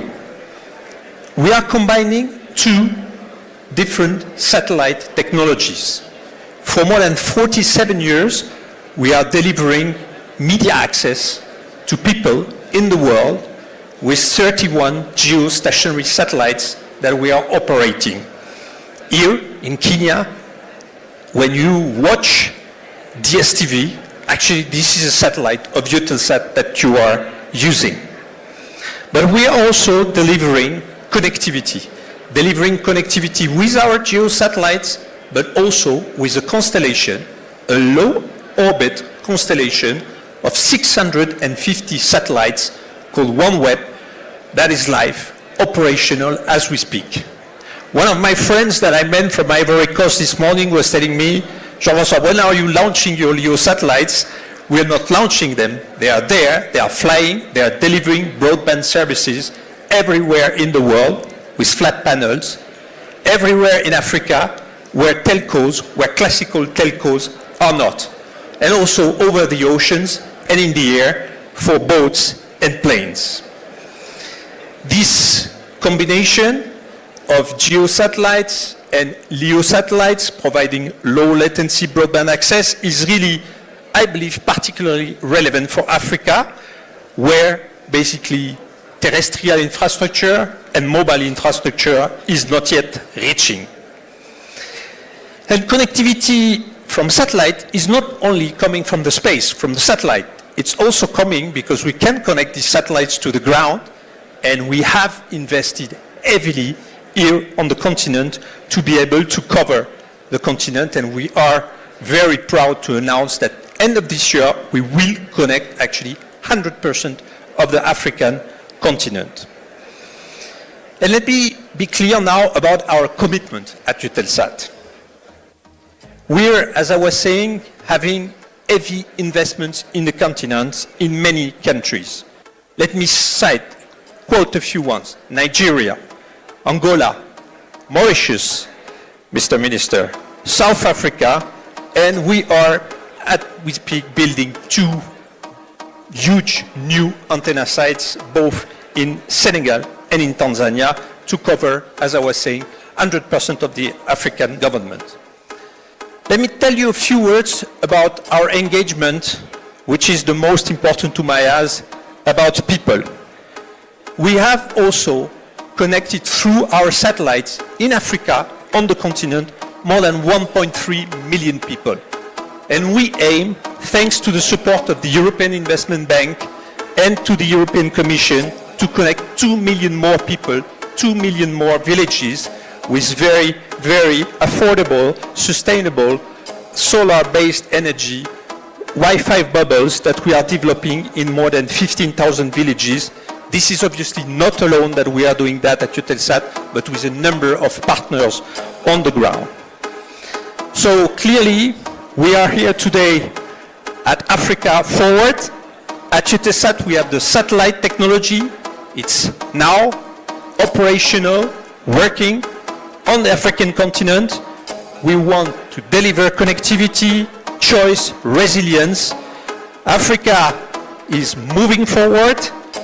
In this continent, there is a fantastic energy, fantastic ambition, and innovation is there everywhere, as we can see today.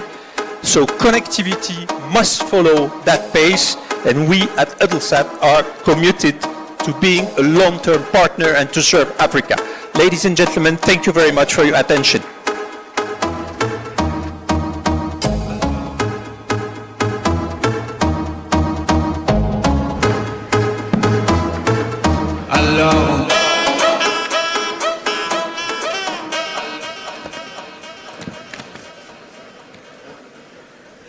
Good morning, everyone. We are delighted to be with you in Nairobi today. Let me first briefly introduce myself. I started my career in the financial markets in Europe, first in Paris and then in London, where I spent over 15 years. It was a great experience from an intellectual perspective, and I've learned a lot about financial instruments and financial techniques. But a few years ago, when I turned 50, I felt the need to give more meaning to my work and to have a social impact. So I left everything behind and decided to move to West Africa, where I was able to use my financial expertise to serve my continent and have a real social impact.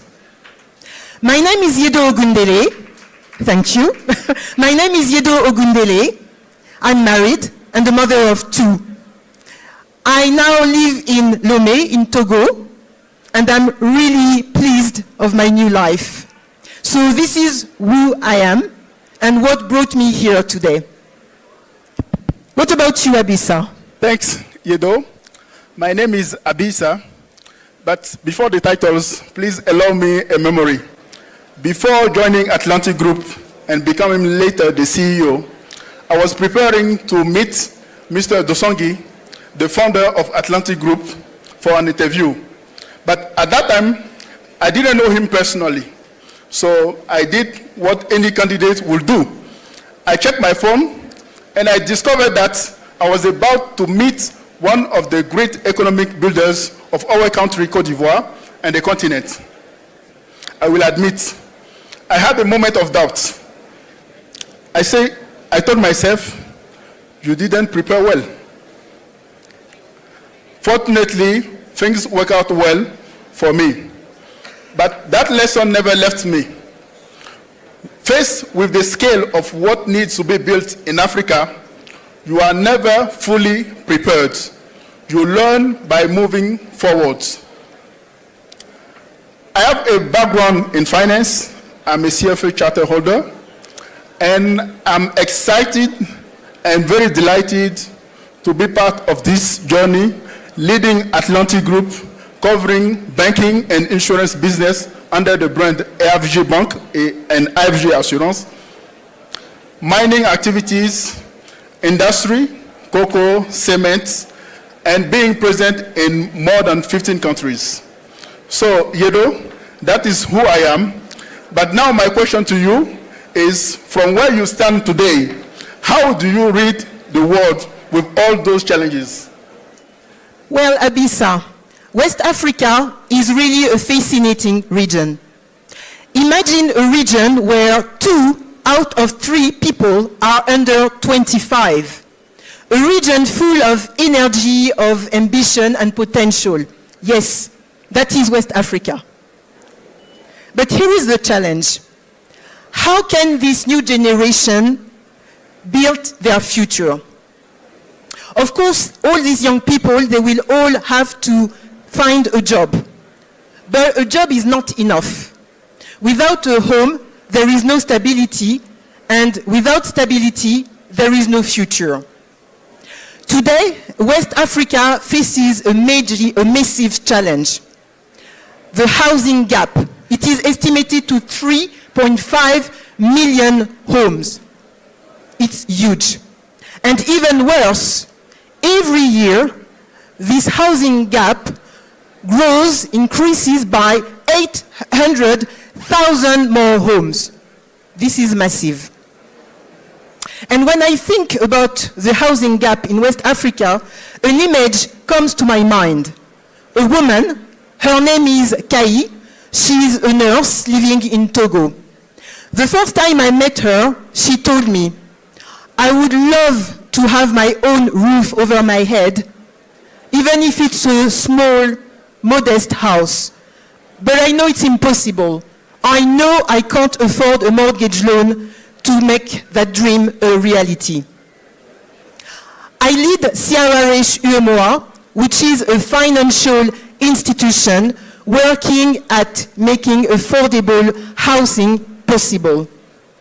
We connect banks, investors, and government to help families to access affordable mortgages to be able to buy their house. Our mission is to promote the access to affordable mortgages to population with lower to mid-income in West Africa, and most precisely in the 8 WAEMU countries. And CRH contributes to the financial inclusion. People who were excluded from the banking system can now have access to mortgage loan in order to buy their house. So housing is infrastructure, the foundation without which no economy stands. So Abisa, what does your window on the world look like right now? Okay, Yedo. Leading Atlantic Group means looking at the continent through 3 windows at the same time. The banking and insurance window, the mining window, and the industrial window. It is from this last one that the African challenge appears more clearly to me. Let's take the cocoa. Côte d'Ivoire and Ghana combined jointly produce 60% of the world's need in terms of cocoa, roughly 5 million tons. Adding Nigeria and Cameroon add another extra 10%. But the bulk of the value is captured by the rest of the world. By the bulk of the value, I mean the processing, the chocolate manufacturing, and the brands. Last year, things got worse when the price of the cocoa dropped dramatically by 70%, causing harm to the countries and to the farm, while the chocolate price remained at the same level.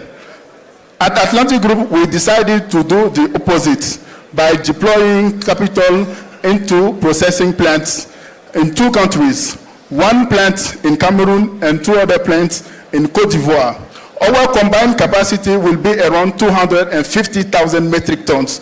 That represents 5%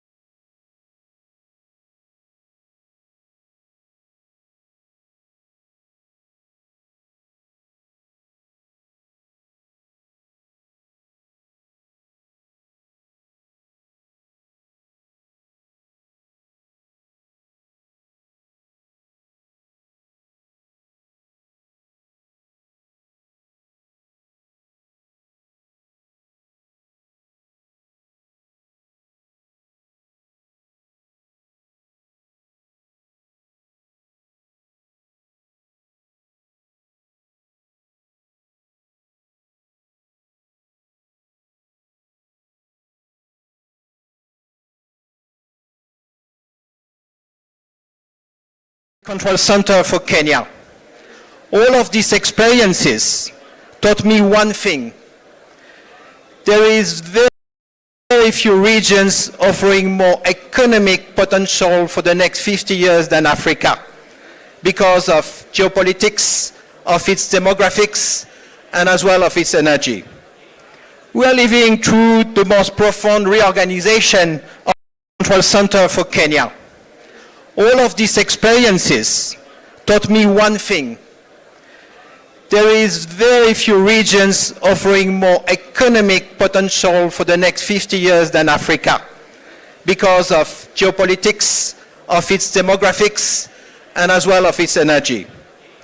We are living through the most profound reorganization of the global order since the end of World War II. A multi-regional world is emerging, where nations are racing to control not only territories, but networks. Energy networks, data networks, mineral supply chain, maritime corridors. These are the choke points of the 21st century economy. And unlike the Suez Canal or the Strait of Hormuz, these choke points are energetics and digital, and Africa sits at the intersection of all of them.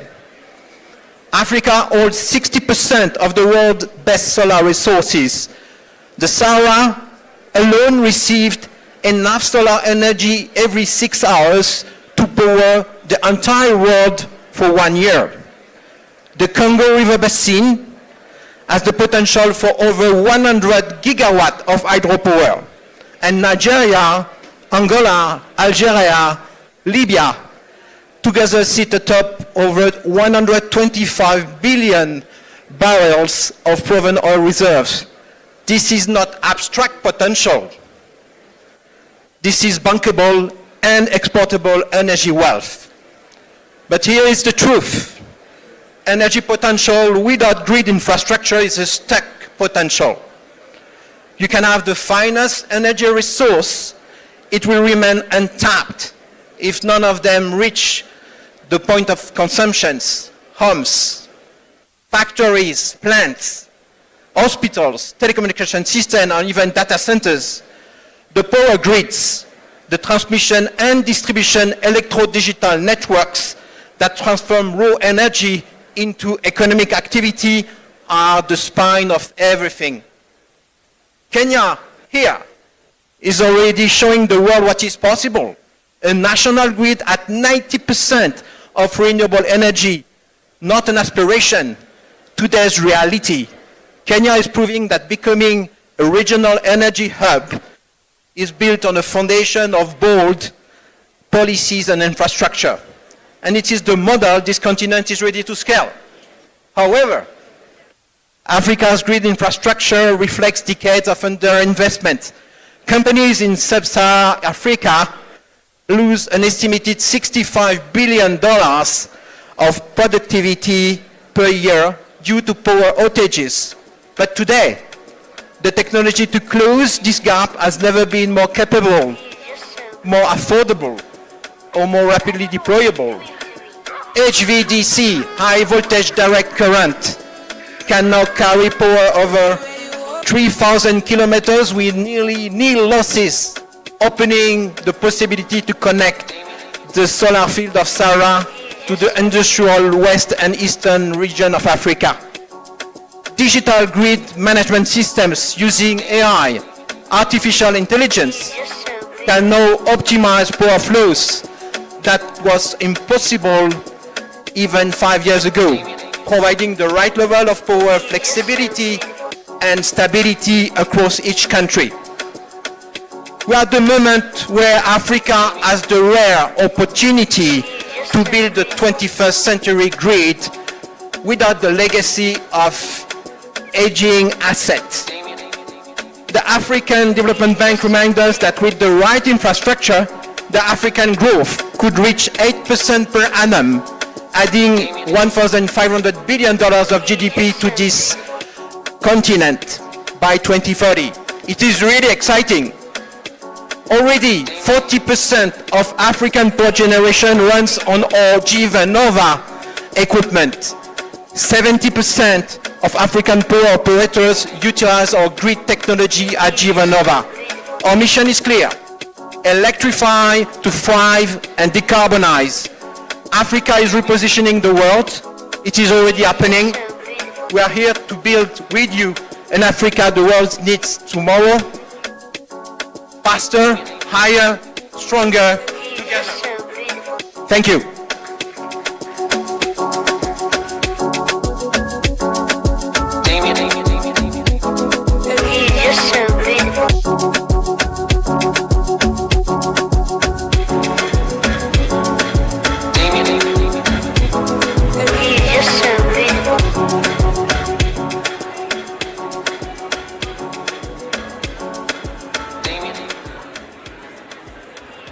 On est bon.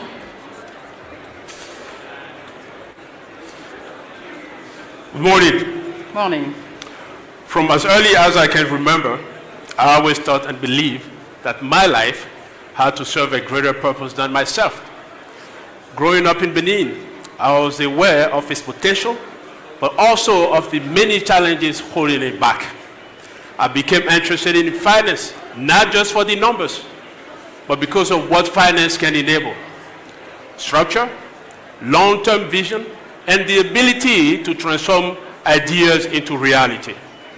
My journey took me overseas to the US, where I had the opportunity to work for major financial institutions such as Bank of America and the US Treasury, and where I was exposed to the global financial system. But even then, I kept an eye on Benin. I was observing, learning, and thinking about how to contribute. But then, the real shift came in 2016 when I decided to move from preparation into action. The newly elected president of Benin, President Talon, gave me the opportunity to join his team to work on improving Benin business climate to work Benin more attractive for investors. Then in 2021, I was entrusted to lead one of the most important projects in the country, the development of the Special Economic Zone of Glojigbe, GDIZ. It is a project designed to accelerate industrialization, to create jobs, and to change Benin economy. At some point, commitment becomes a choice. It is not about what you do, but it is about where you choose to do it. Over to you, Maurice. Thank you so much, Letonji. Today, let's talk about choices. I'm not standing here only as the managing director of CDC Benin. I'm standing here as Mary's Lokoso, a proud Beninese woman that decided, like Letonji, to come back to my native country, Benin, and to stay in Benin and to stay in Africa. I did my studies in France, and I started my professional career in French banking groups. I spent over 12 years before deciding with my husband, who is also Beninese, to come back to our country. In 2017, after the death of my father, we returned to our roots, and this is where I really found my purpose. I started my professional journey in Benin in 2017, serving the public sector. As the technical advisor to the Senior Minister of Economy and Finance, who is now the new elected president of Benin, I was in charge of the sovereign rating and the first international financing. And I spent 3 amazing years in this position. And after that, I moved to West African Development Bank, for more 3 years as the chief of staff to the president of this institution, taking care of the financing of our West African region. In 2023, I came back to my country to respond to the call of my government to take the lead of CDC Benin. And throughout my journey, I acquired a strong conviction, the conviction that our countries definitely need long-term and patient capital to be developed and to transform. This is exactly the mandate of CDC Benin. But before talking about what we are doing in this institution, Let's go back to Letonji. Thank you. When we look at the world today, we see a rapid mutation happening everywhere. We are moving from a unicentric world to a multipolar world. Global supply chains are shifting. Economic power is being rebalanced. Africa is becoming part of the solution. Benin is crafting its own path toward development. In Benin, over the past few years, we have been building up our economy. And as part of that build-up, we have fully developed the first phase of our industrial zone, Global Industrial Zone, GDIZ, which is one of the largest special economic zones in Africa, 1,640 hectares. Over 20 factories are now in operation. More than 25,000 jobs have been created. This is what transformation looks like. But transformation does not come without obstacles. It must be approached with long-term perspective. Every day, we face the high cost of energy, electricity, and gas. We have limited access to competitive financing, whether it's long-term capital, working capital, or capex. But all these challenges limit our ability to compete globally. So what did we do about these challenges? We decided to take matters into our own hands. We are now investing to create our own infrastructure. We are creating energy infrastructure, logistic infrastructure, and industrial infrastructure, because we believe that industrialization requires execution, coordination, and long-term vision, and most of all, capital. Thank you, Letonji. This is where capital becomes critical. You may know that our local ecosystems are driven by short-term vision, short-term capitals, and short-term expectations. But our countries in Africa definitely need long-term vision, patience, stability, and long-term commitment. And this is why the government of Benin made a very strategic decision by creating CDC Benin in 2018. Our mandate is clear. We act as the public sovereign wealth fund of Benin. We collect long-term savings and resources and invest them in equity, in public and private projects that are strategic for the government action plan and mainly in the industrial zone. We sustain the vision of the government to transform our raw commodities. You may know that Benin is the first producer of the continent.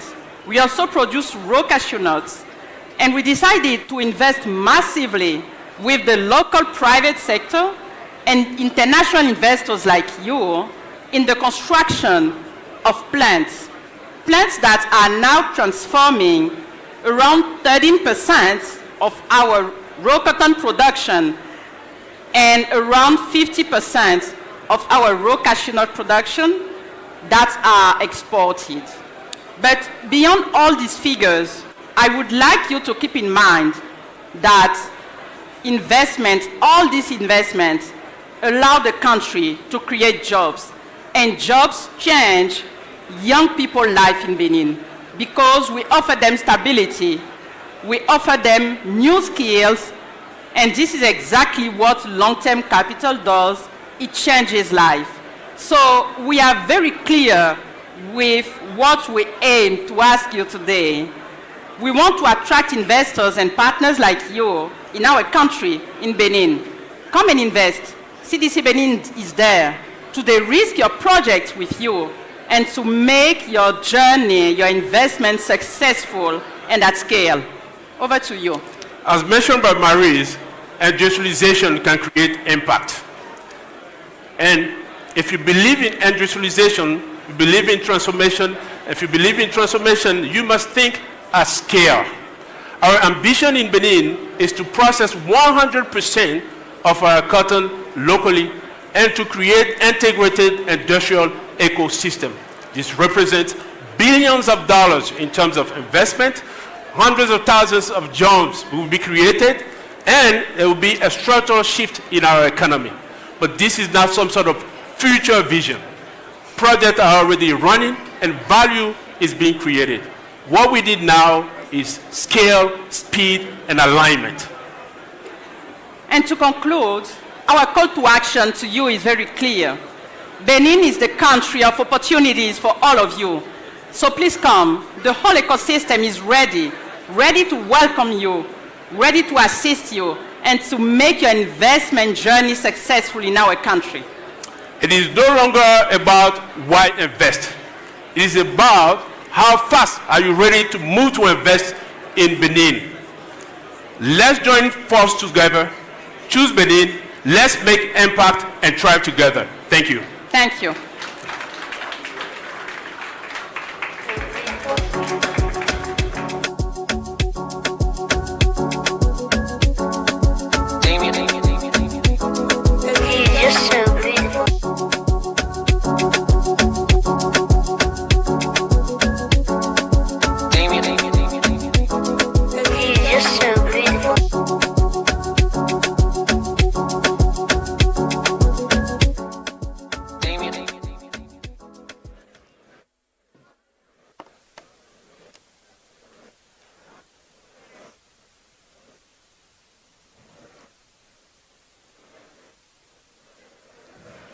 Hello everyone. Pleased to be here. My name is Béatrice Buffon and I am the CEO of EDF Power Solutions. So I have been working in the energy sector for more than 25 years in different companies and different roles. Initially in the development, in the field, I learned a lot from working hand in hand with people, with municipalities to develop projects. And then I worked in the structuring and financing of complex projects. And I can tell you, I know what it takes to reach financial close, to reach final investment decision. I must say I never got bored, because we have always fantastic challenges that need to be tackled, continuous transformation of the sector, and constant changes in terms of technologies. But while the obstacles have been sometimes significant, it is truly thanks to a collective effort and teamwork that we manage to find solutions, alternative pathways, new ideas. To accelerate our ability to deliver projects within EDF, we decided last year to lead a major reorganization.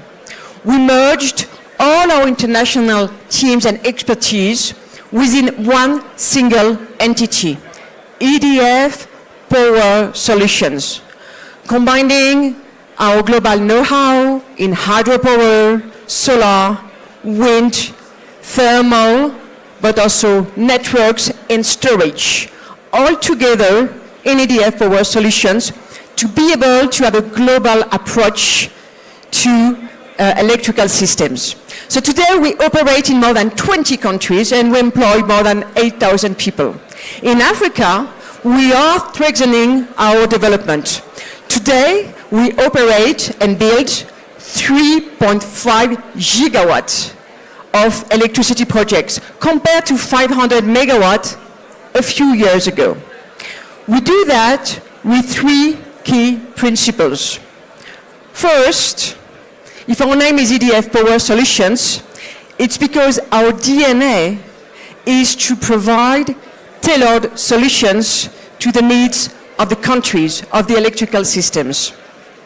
To do this, we can use our diversified portfolio of technologies. Again, hydro, biomass, some gas, solar, wind, batteries, networks, transmission. All together, we combine these technologies to optimize the solutions we can bring, considering the challenges of the electrical systems.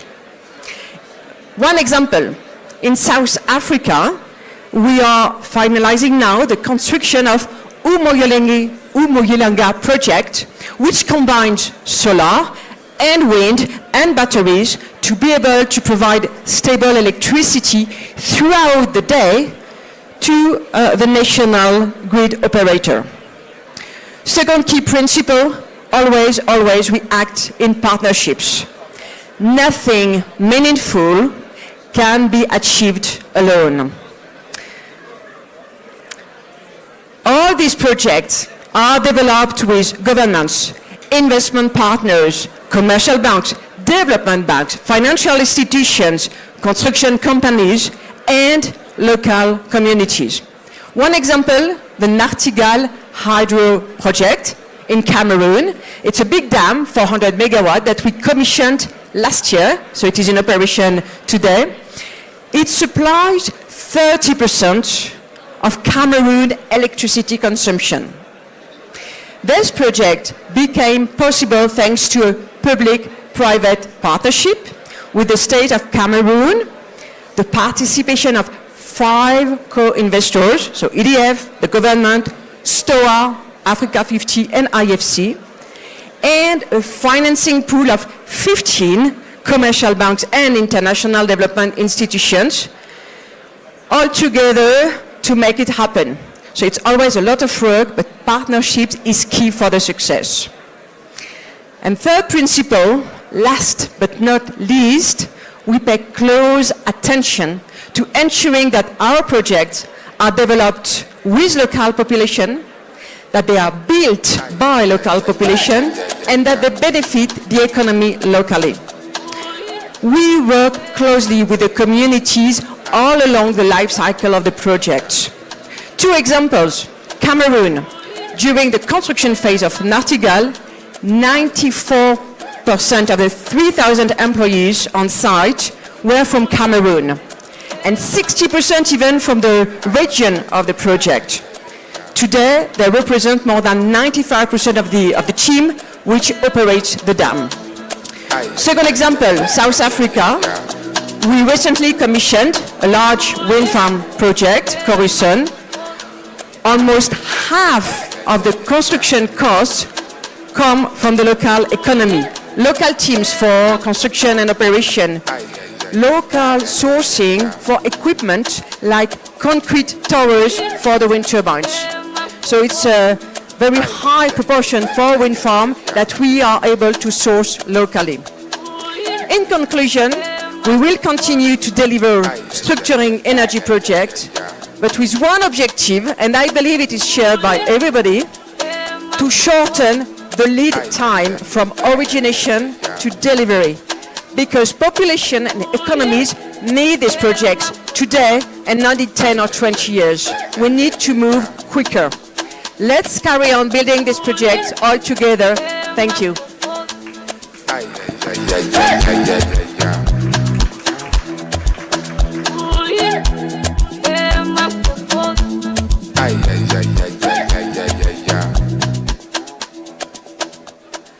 Hello, distinguished guests, leaders, change makers, agents of change and transformation leaders, and visionaries. I'm deeply humbled to be amongst you today to share my little story. A story of a young boy who grew up in this proud city of Kinshasa, which today is the capital of the Democratic Republic of Congo. The first 15 years of my life were transformational, falling deeply in love with the land, the beautiful souls, and more so, the opportunity that stood before my eyes. Growing up, I grew up in a land of paradoxes, coming from a foreign family who spent 4 generations in Africa, and more specifically in Congo. In my early days, I came up with one thing that was just a perpetual injustice that I had to live with. How is it that so many people in my country, the country that I love so dearly, have such little means? And that shaped me, and that shaped my philosophy, the way I thought about business, and what I wanted to do with my life. Fast forward, a few years later, I find myself as the CEO of the largest bank in the country. And you would think that a platform of bank is an ideal platform to transform lives, to finance SMEs, to finance gender. And you'll be surprised how much regulation and to what extent banks have been hamstrung to actually commit to the real purpose of what they're meant to do, and that's the alleviation of poverty. So I set out to look at this industry from a totally different perspective. We went aggressively financing over 20,000 SMEs.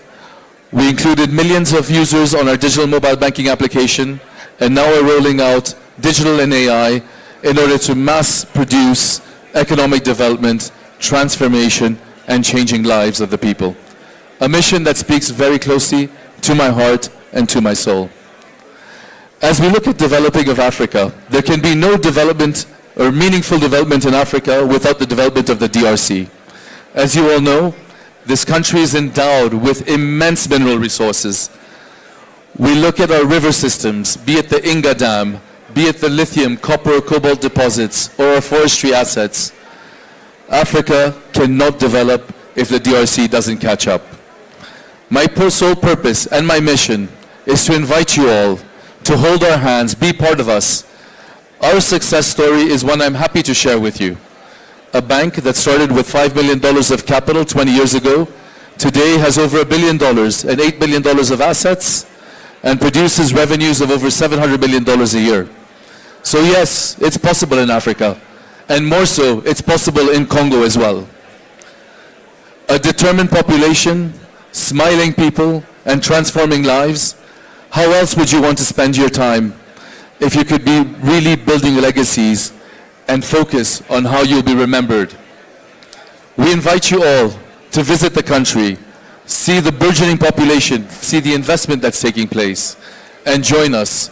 Be part of this beautiful story of the DRC. I thank you very much and look forward to connecting with all of you, business leaders and visionaries, as we move forward. Thank you very much. Thank you.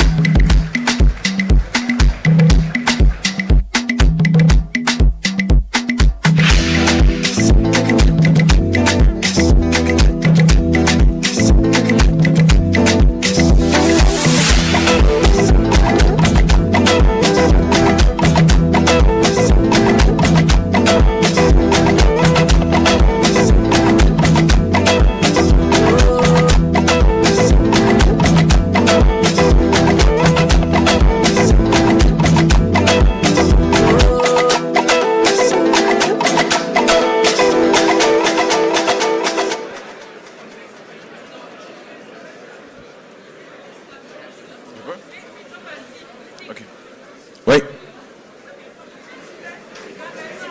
Je peux y aller? Ok. Oui.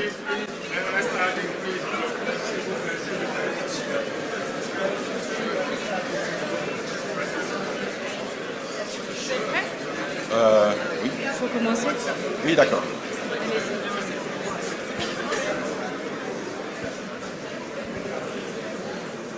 Mais j'ai pris l'option de parler en français, donc ce sera peut-être plus simple.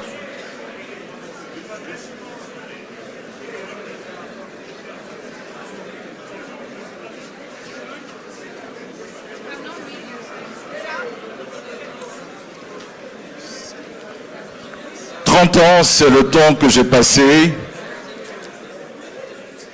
dans la finance panafricaine et internationale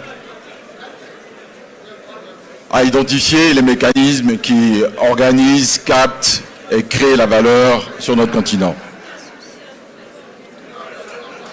Mais aujourd'hui, l'essentiel de mon temps, je le passe à identifier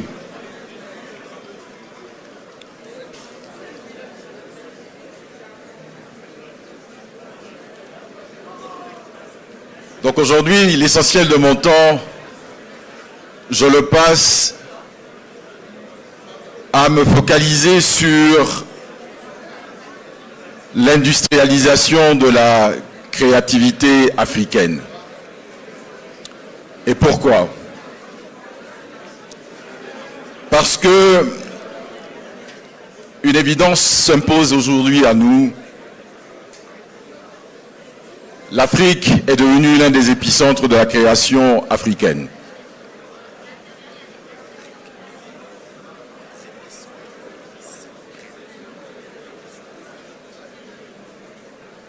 nos musiques, nos esthétiques circulent.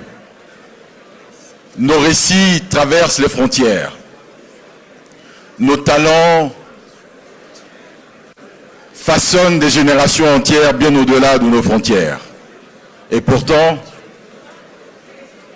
nous devons bien admettre que bien que nous soyons au centre de la création, nous restons à la périphérie de la création de valeur. Combien de nos acteurs et nos talents créatifs captent à peine une minime partie de la création de la richesse?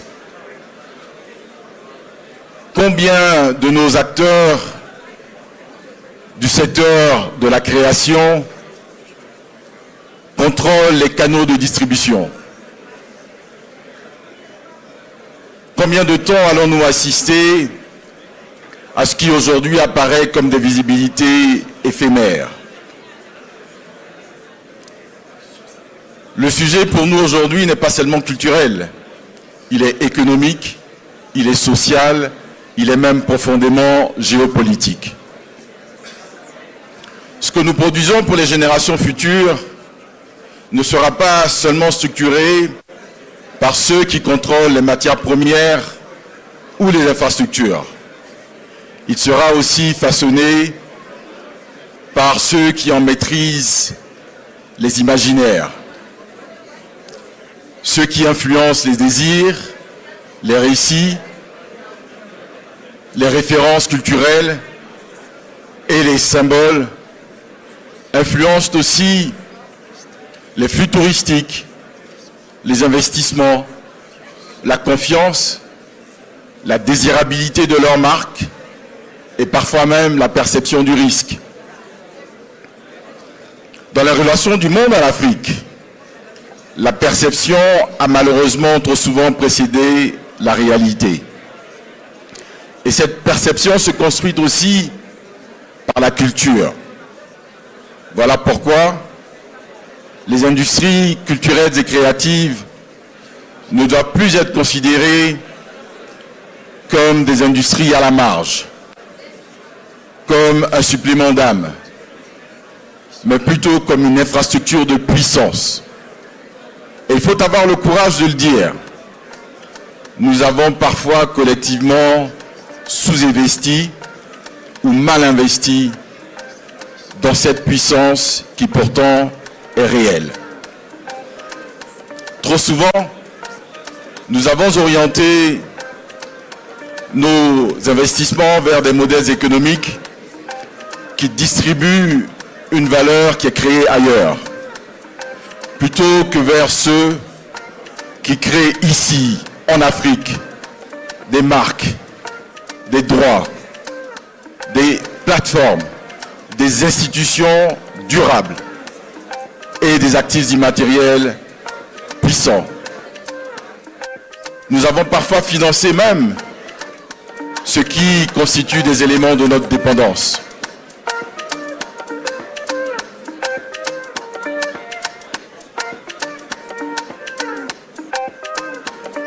Investir n'est jamais un choix neutre. C'est un choix de société. C'est un pari sur le futur. C'est Genesis Holding Company. Nous avons fait le pari de nous investir dans cette transformation. Nous avons fait le pari de nous y investir. Nous avons fait le pari d'y investir. C'est la raison pour laquelle nous participons à la structuration de cet écosystème.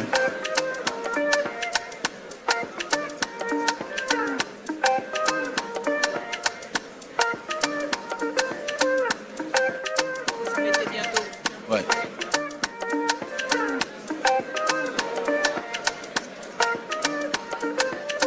Pour finir,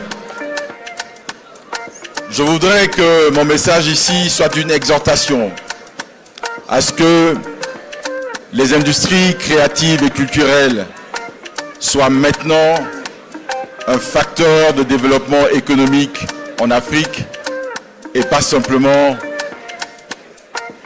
des éléments de visibilité éphémères, comme je l'ai indiqué tout à l'heure. Je vous remercie.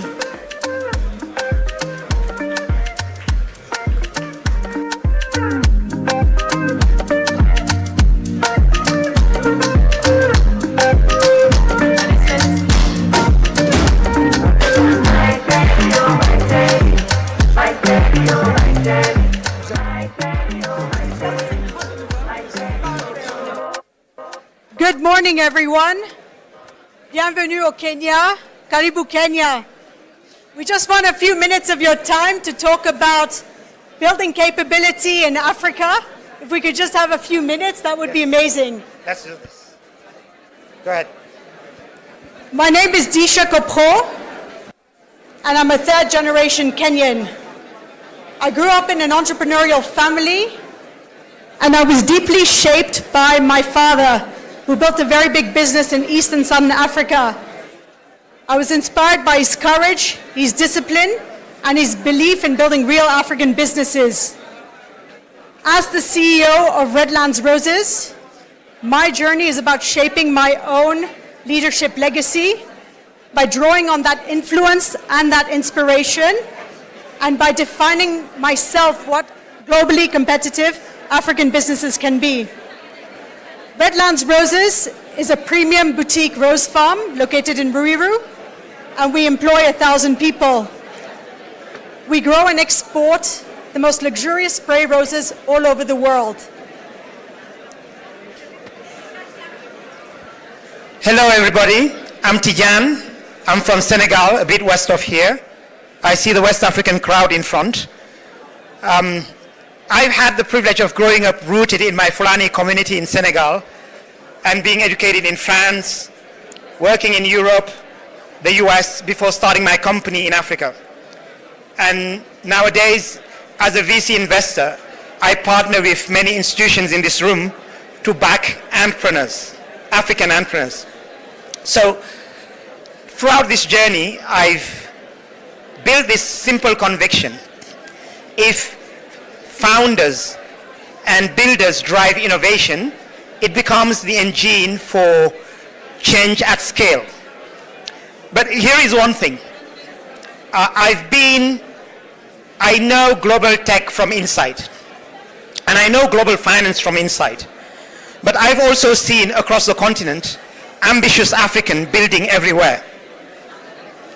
And here is my conviction.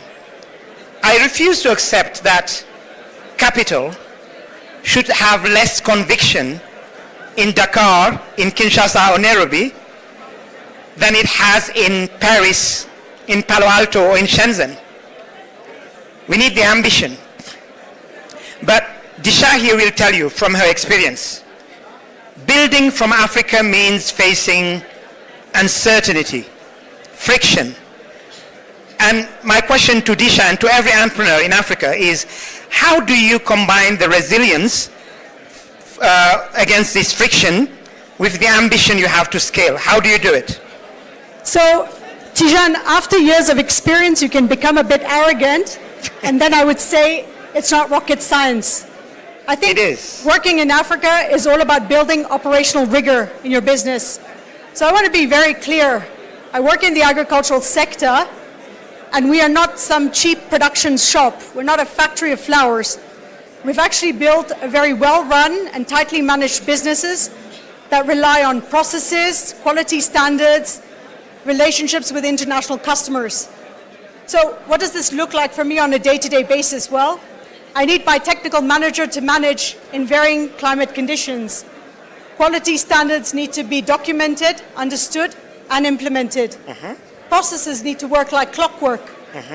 So these are a couple of the things that, define capability for me within the African context. In terms of financial discipline, we're backed by private equity company called Adenia Partners. So we have to hold ourselves to financial accountability every month. And what that means is that today I can tell you with certainty where all the costs are in my business, how to manage them, and how to actually save on them without impacting on the quality. And finally, if there are global shocks like the one we experienced 2 months ago, we have to pick up the phone to all our customers, and we agree bilaterally how we're going to carry the burden of that geopolitical risk together. So you see, all this to say that it doesn't just happen by magic. It's very deliberate. Building capability is very deliberate. Well, but then the question, Disha, is how does, are the systems and capital moving fast enough as you're building this capability? Is it moving fast enough? Because my truth usually is it doesn't. As capital, we don't meet you.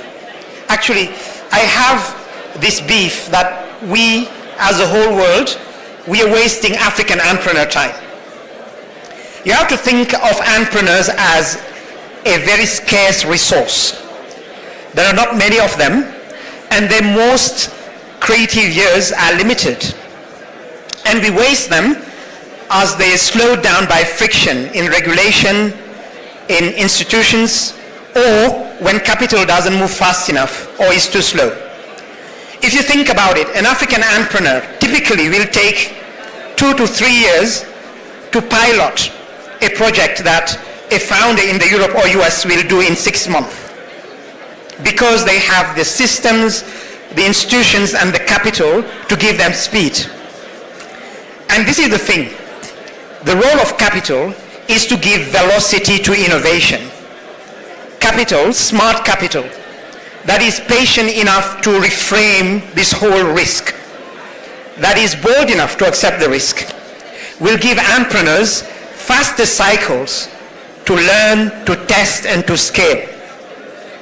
Now, if you look at MySpace technology, we'll tell you that in 2025, about $4 billion were raised by 570 African startups. It's a lot of progress if you compare it to where it was 10 years ago. It's 15 times more. But for a whole continent of 1.5 billion people, $4 billion of investment is nothing. It's not a capital market. What it is really, it is a bottleneck that very few will overcome. Currently, as we speak, every year about 200 new startups get their first ticket above 200K. It's incredibly low if you think about all of the founders and builders across the continent who are unlocking, access to financial services, who are enabling wealth insurance for informal workers, or who, like Disha, are taking high quality African products to the world. So, the question I ask to this room, because in this room there, everybody who's making this happen. The question I'm asking to this room is, how do we bring institutions, regulation, and capital fast enough to meet the ambition these entrepreneurs are reaching for? Disha, how are we doing it? So, thank you, Tijan, for that. As an investor, I actually have a call to action for yourself. When you come to Africa, well, you're from the continent, so it doesn't quite count. But when you do come and say to a new country like Kenya, understand the operating realities of operating in Africa. Adjust your investment timeframes accordingly. Those are the successful investors, not the smart ones, but the patient ones. Of course, the business still has to make sense. We've got another one who's standing there from Créadev, Tom Rostand. He really understands how to operate in Africa. And I would strongly recommend that he's a very good example of capital that has landed well in Africa. My second call to action is to African businesses themselves. Businesses just like Redlands Roses. Focus on building your capability. How do you expect to get respect on the global stage with really reputed investors if you don't build that capability yourself? You need to build good systems, processes, invest in your people, good financial discipline. These are non-negotiables. And finally, the partnerships that we build, they cannot be purely based on extractive relations. Whether it's a relationship between a government and a business and an investor, or a business and an international customer, those relationships need to be built on mutual respect, transparency, and dignity. And if there's one parting message that I have for the audience today is, let's shift the conversation. It's no longer about African resilience and African, resilience. It's more now the conversation should shift around building African capability. Tijan. At scale.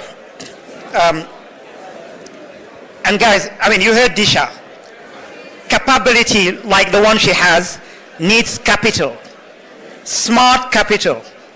Context-aware capital. Capital that will give her the cycles to execute. So, my own call to action, because this is the good news. The performance is already here to attract this capital. Capital just needs to recognize it and match it. I'll give you an example. In technology, only 1.5% of VC-funded companies ever reach $100 million.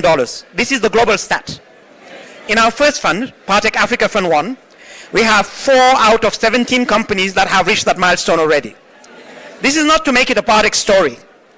I think this stat should force global capital to rethink the African risk and the African upside. So my call to action to everybody in this room. First, if you are running global capital and you are chasing, AI outliers elsewhere, I tell you, you should be looking hard at this continent. You may be missing some serious upside. If you are running a patient capital that has a long-term outlook, I tell you this. The African tech is building the infrastructure for our economy. And finally, to government, because there are a few government people here. Please, don't pick winners. Use your regulation to build the market and the systems for innovation. Mobilize local capital for us. Because the one thing we need to all remember, African entrepreneurs are not waiting, whether they're in Dakar, Nairobi, or Cairo. They're not waiting, they're building, and we need to match them with capital. Thank you. Thank you so much.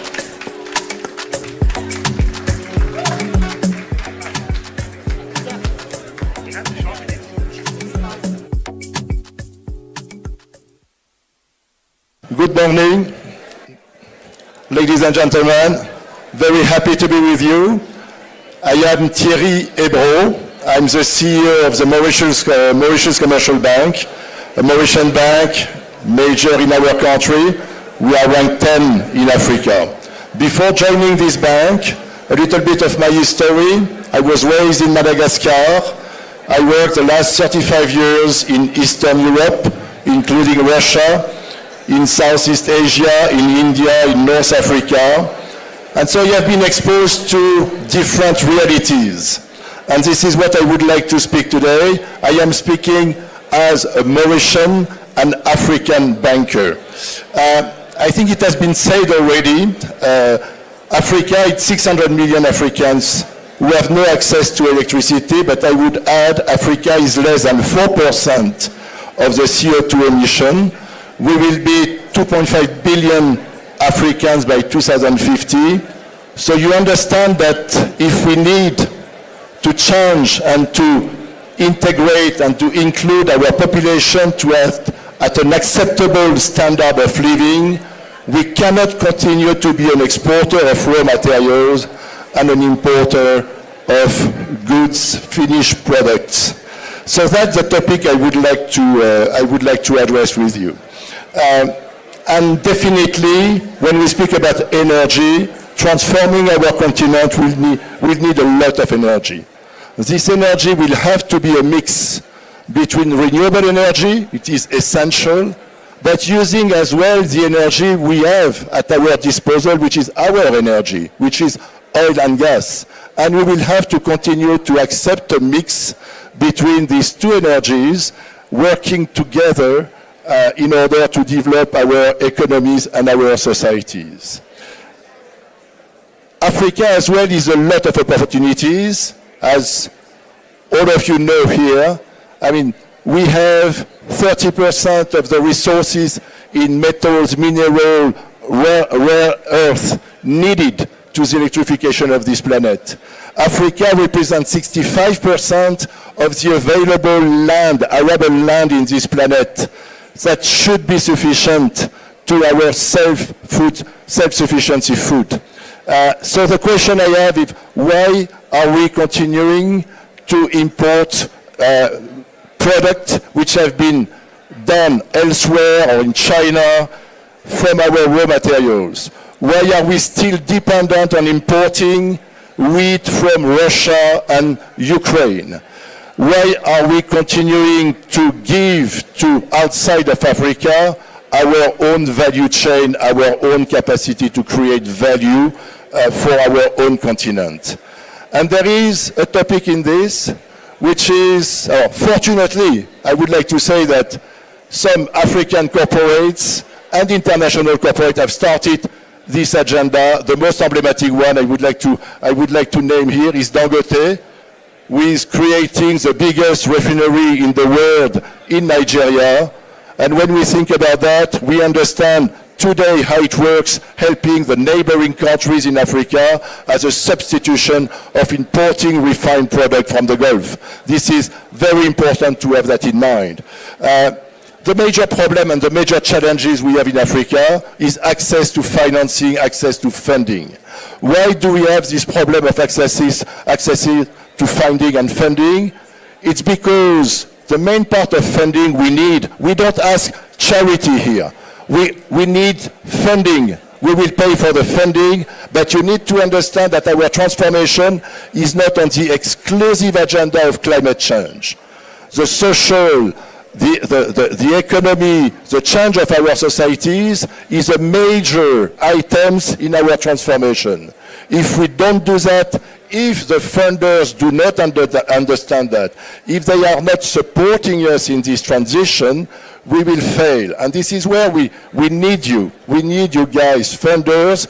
We need to have effectively a partnership between our governments, between the DFIs, between the banking sector in Africa, with the private sector, both international and African, to build, to construct this transformation of the continent. This is the message I wanted to pass today.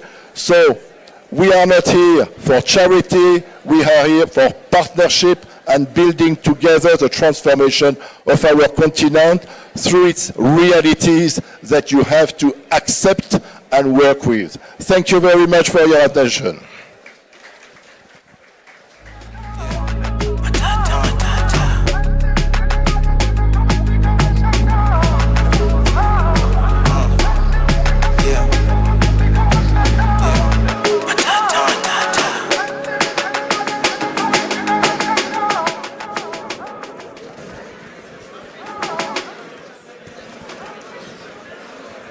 Your Excellencies, distinguished ladies and gentlemen, my name is Benga Oyebode.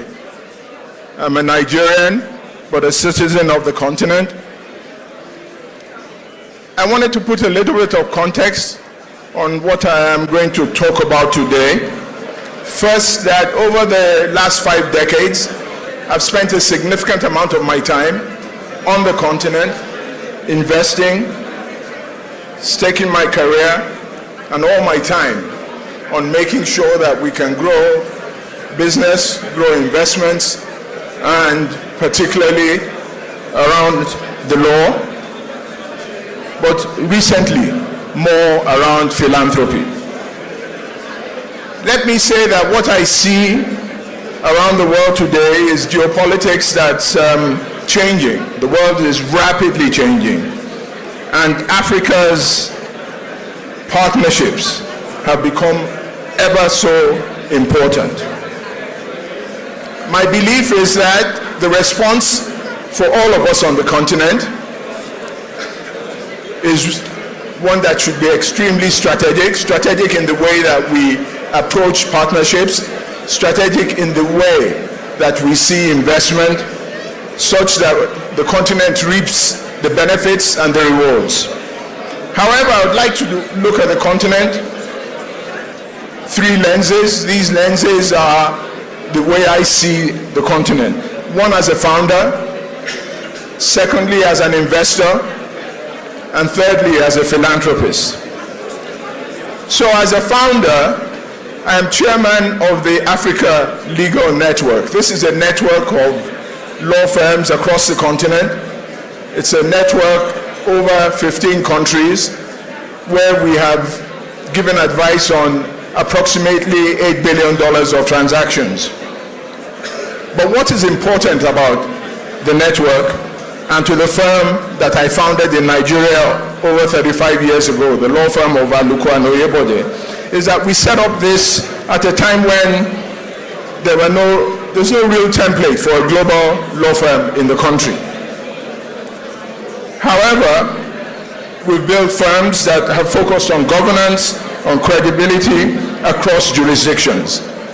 As an investor, I think it's important to look at the macros and how they are trending. They're trending really positively. They're trending in Nigeria where the growth, GDP growth is at 4%, inflation is down to 13%, and net reserves are up to $50 billion. And this is no accident. This is good governance by the President Bola Ahmed Tinubu. In Ghana, a country that flirted with sovereign default a few years ago, we've seen GDP growth at 6% and inflation under 4%. And this is John Mahama doing what he knows how to do. In Kenya, we've also seen GDP growth at 4%. I think it's important that we see that when there are steady hands, that countries grow. I was part of an investment group 25 years ago that invested in MTN Nigeria. Today, there are 87 million subscribers and on the MTN network, and approximately 200 million subscribers across the country. There is a new generation of investors that we're starting to see. This new generation of investors essentially around MoneyPoint, where I am chair of that board, which is valued at over $1 billion. It does 1 billion transactions every month and has 10 million customers. This is not isolated. You can also see that in PhotoWave and Paystack. I also would like to raise the concerns around artificial intelligence, which I think is particularly important. I think we need to be able to build our own models for African health, for agriculture, and financial services. Data sovereignty, as you know, is the new resource sovereignty. Around philanthropy, I think it's important that we note the changes in the world, the Western world pulling out of philanthropy on the continent. But this in itself isn't a problem. What I would like to emphasize is that philanthropy is not the answer. It could stand in breach, but it will not close the gap. And I think it's important for us to put that in perspective. I chair the Africa Philanthropy Forum, where we do significant work around strategic investment on the continent, and I'm also a trustee of the Ford Foundation. Let me say that the problems that I see on the continent are around income inequality and around education inequity. And I think that these issues can only be resolved by continued investment and sustained public commitment. Africa does not need more people believing in our potential. What Africa needs, what Africa requires, significantly, is people willing to bet on the future. And that's what I see today when I look at this room and I see my friend and brother Aliko Dangote, Abdul Samad Rabiu, Jimovia, Aigode Aigi Mokweda. These are people that have put their money where their mouths are. They've continued to bet on the continent. Thank you very much for listening to me.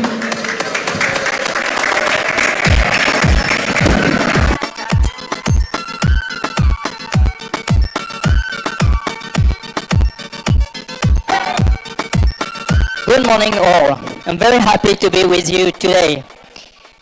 Who am I and why am I here today with you? I am Xavier Gir, I am CEO of Suez, a world leader company with more than 40,000 people dedicated to bringing affordable and innovating water and waste solutions in more than 40 countries. In Africa, Suez has been active for almost 80 years and has designed and or built infrastructure for water in 80% of African cities. Today, we are active in plenty of African countries, in Senegal, in Angola, in Gabon, in South Africa, Morocco, Tunisia, Egypt, just to list some of them. And beyond that, I am 57 years old, and I have dedicated almost half of this time to waste, water, environment, energy, and almost 100% of my professional life.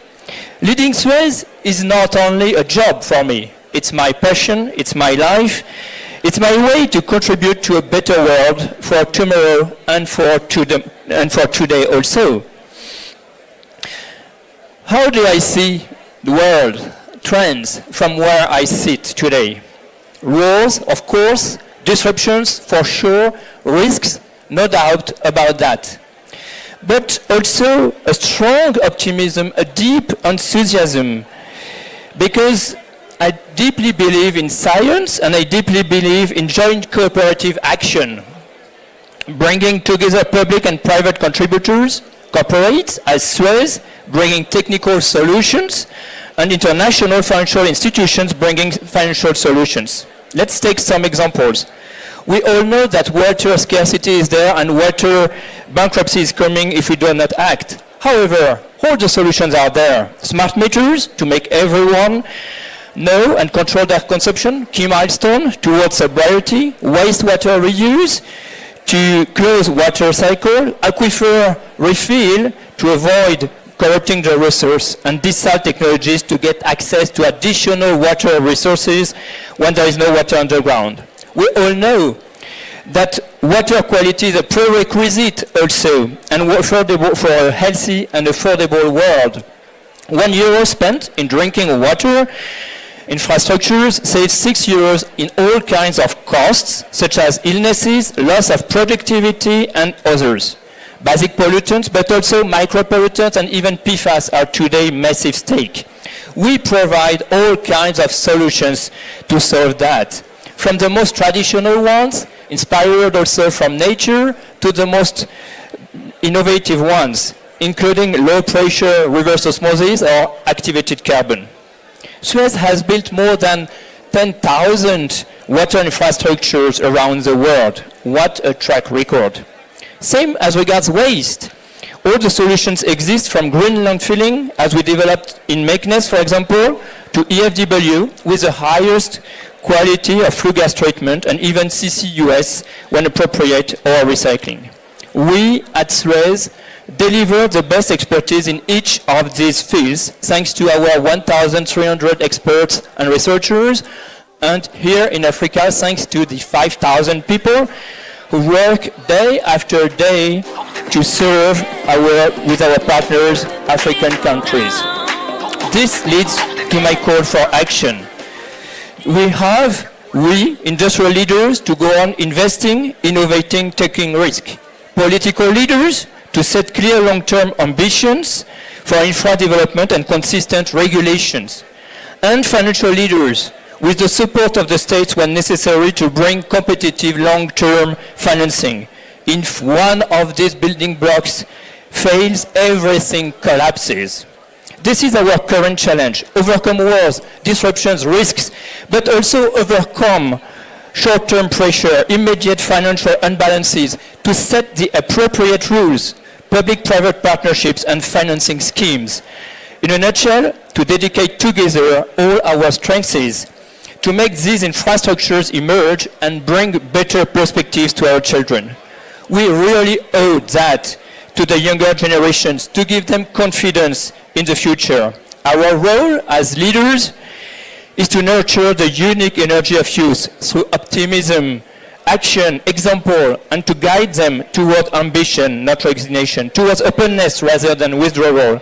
And nowhere is this more critical than in Africa, the youngest continent in the world. By 2050, 40% of the world's population under the age of 18 will be African. This is not just statistic. This is our responsibility. I thank you for your attention.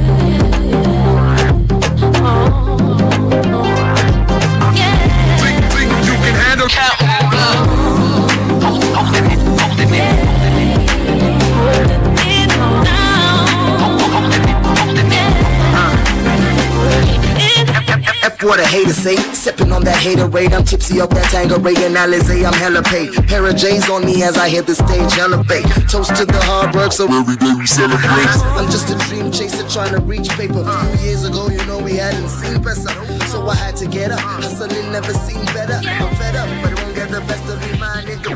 I live a fast life, you can see. Moolah team holding down Africa from the east, please. You know we're trying to stack up all the G's, getting money overseas. Mikey told me had a dream, Luther King, we believe. And if I'm gonna make it worth it, then I gotta go hard. Got my city on my back, if you feel me, holla back. I do it for the truth, Buffalo. We hold it up, we down, you know we holding it down. We hold it up, we down, you know we hold it down. We hold it up, we down, you know we hold it down. Sisters. Gotta get that dough. Your money in the motor. Mama told me take it slow, boy. Keep your options open. Now we be all up inside your TV. With a couple more beanies while we treat them haters like Stevie. Wonder why these niggas bother anymore. Si t'arrives à trouver that we swaggy, swaggy, rolling doobies with some beanies in no backseat. But I don't trust these bitches. I don't trust these bitches. Cause they might catch me slipping. But you already know Kimula, that's that if I flow. So we holding it. And if I'm gonna make it worth it, then I gotta go hard. Got my city on my back, if you feel me, holla back. I do it for the truth, Buffalo. We hold it up, we down. We hold it down.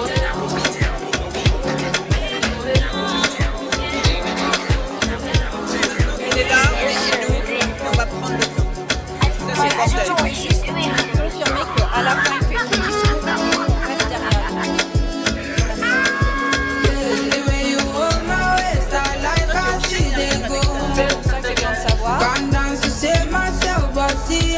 Et aussi, est-ce qu'il invite quand même à liser les autres, même sur scène, radio et sinon, vous me le dites là, ok?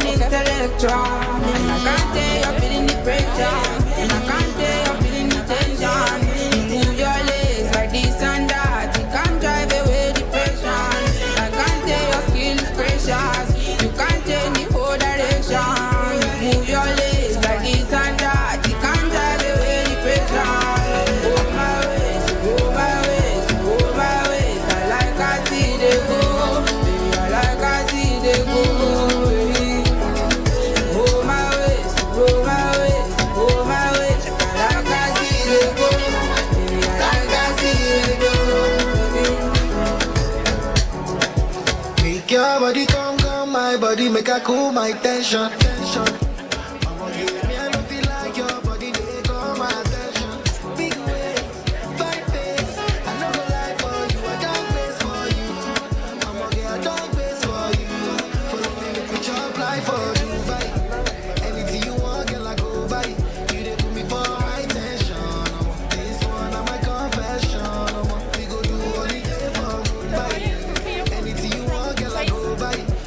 Yes, I remember you.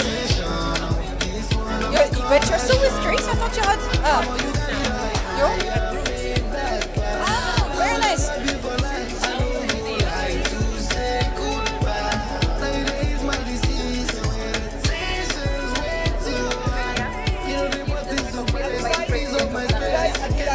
I cannot.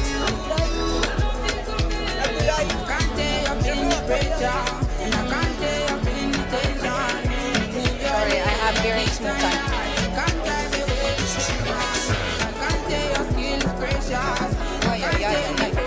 Là, parce que...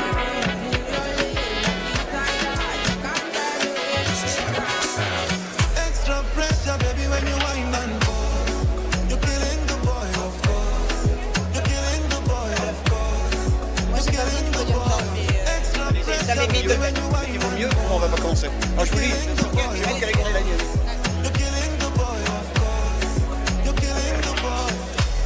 This is not working. Put my life on pause and follow you where you're going. And if I make you my business, I suffer no loss. Cause I'm in love and it's showing. It's not working, I cannot hear anything. Yes. Not good though, not good. Louder. Extra pressure, baby, when you wind and fall. You're killing the boy, of course. You're killing the boy, of course. You're killing the boy. Extra pressure, baby, when you wind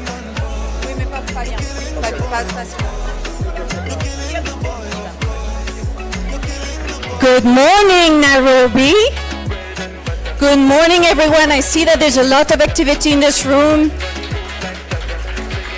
We will all be distracted by all the celebrities that just arrived. I understand, but we now need to start because we're about to start an amazing session, the Creative Industry session. So you might be wondering what creatives are doing at a business forum, right? Well, I have an answer for you. Much more than you think.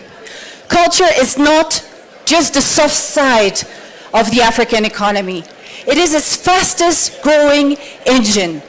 The creative industries already account for more than 8% of all jobs in sub-Saharan Africa. That's more than any other region in the world. And they have the potential to create 20 million more. The creative industries build brand equity for nations. They power tourism, tech, and of course, fashion, gaming, film, music, entire ecosystems of value.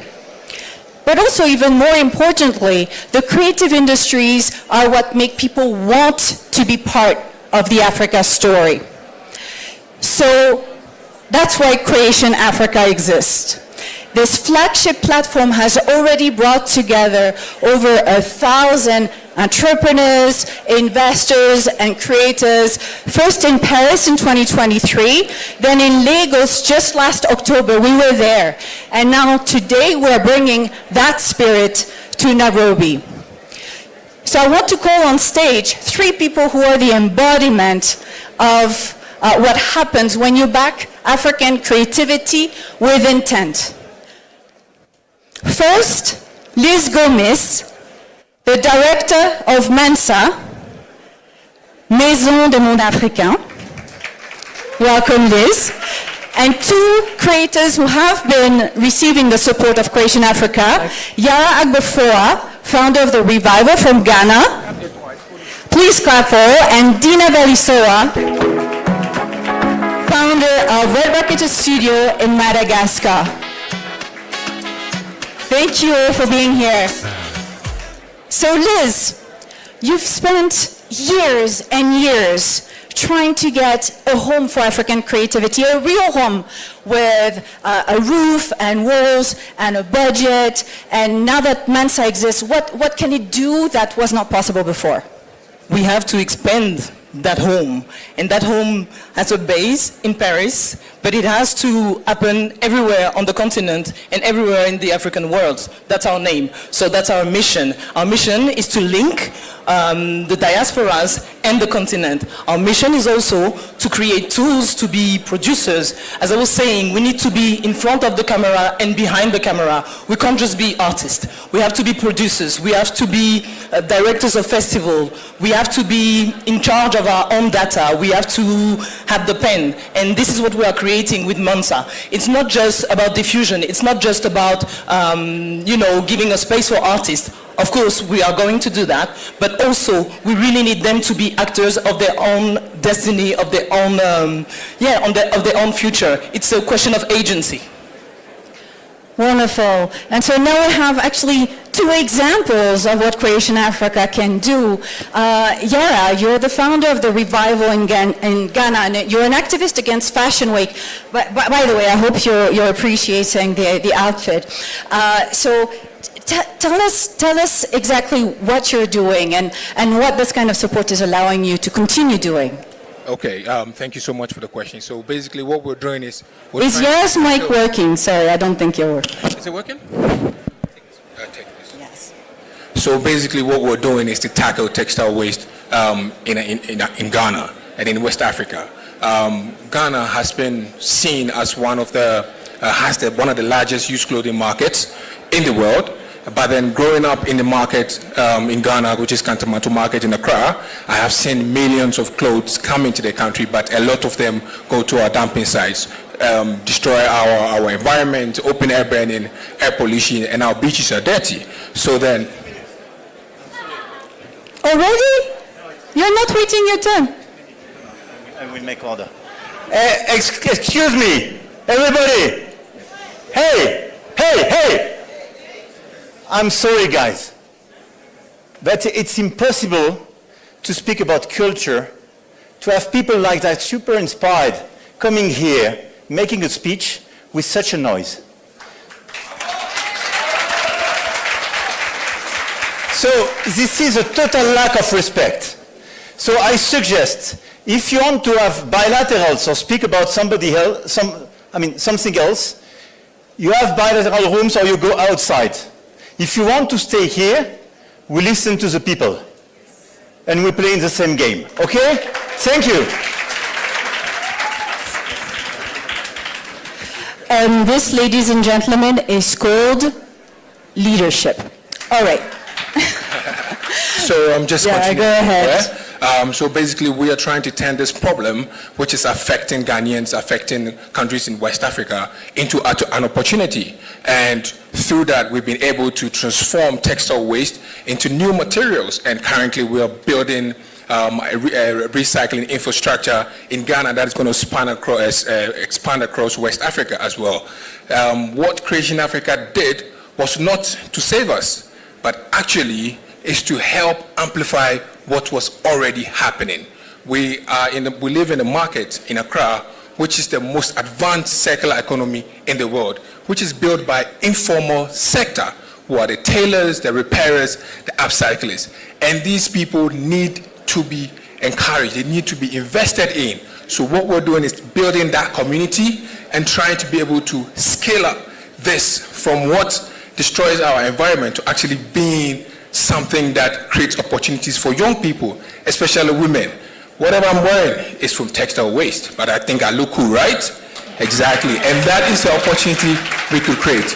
And for everybody in this room, the institutions, the investors, the brands, policymakers, I want us to stop seeing African communities as just recipients of the solution, but rather should see us as co-authors of the solution and co-authors of the future.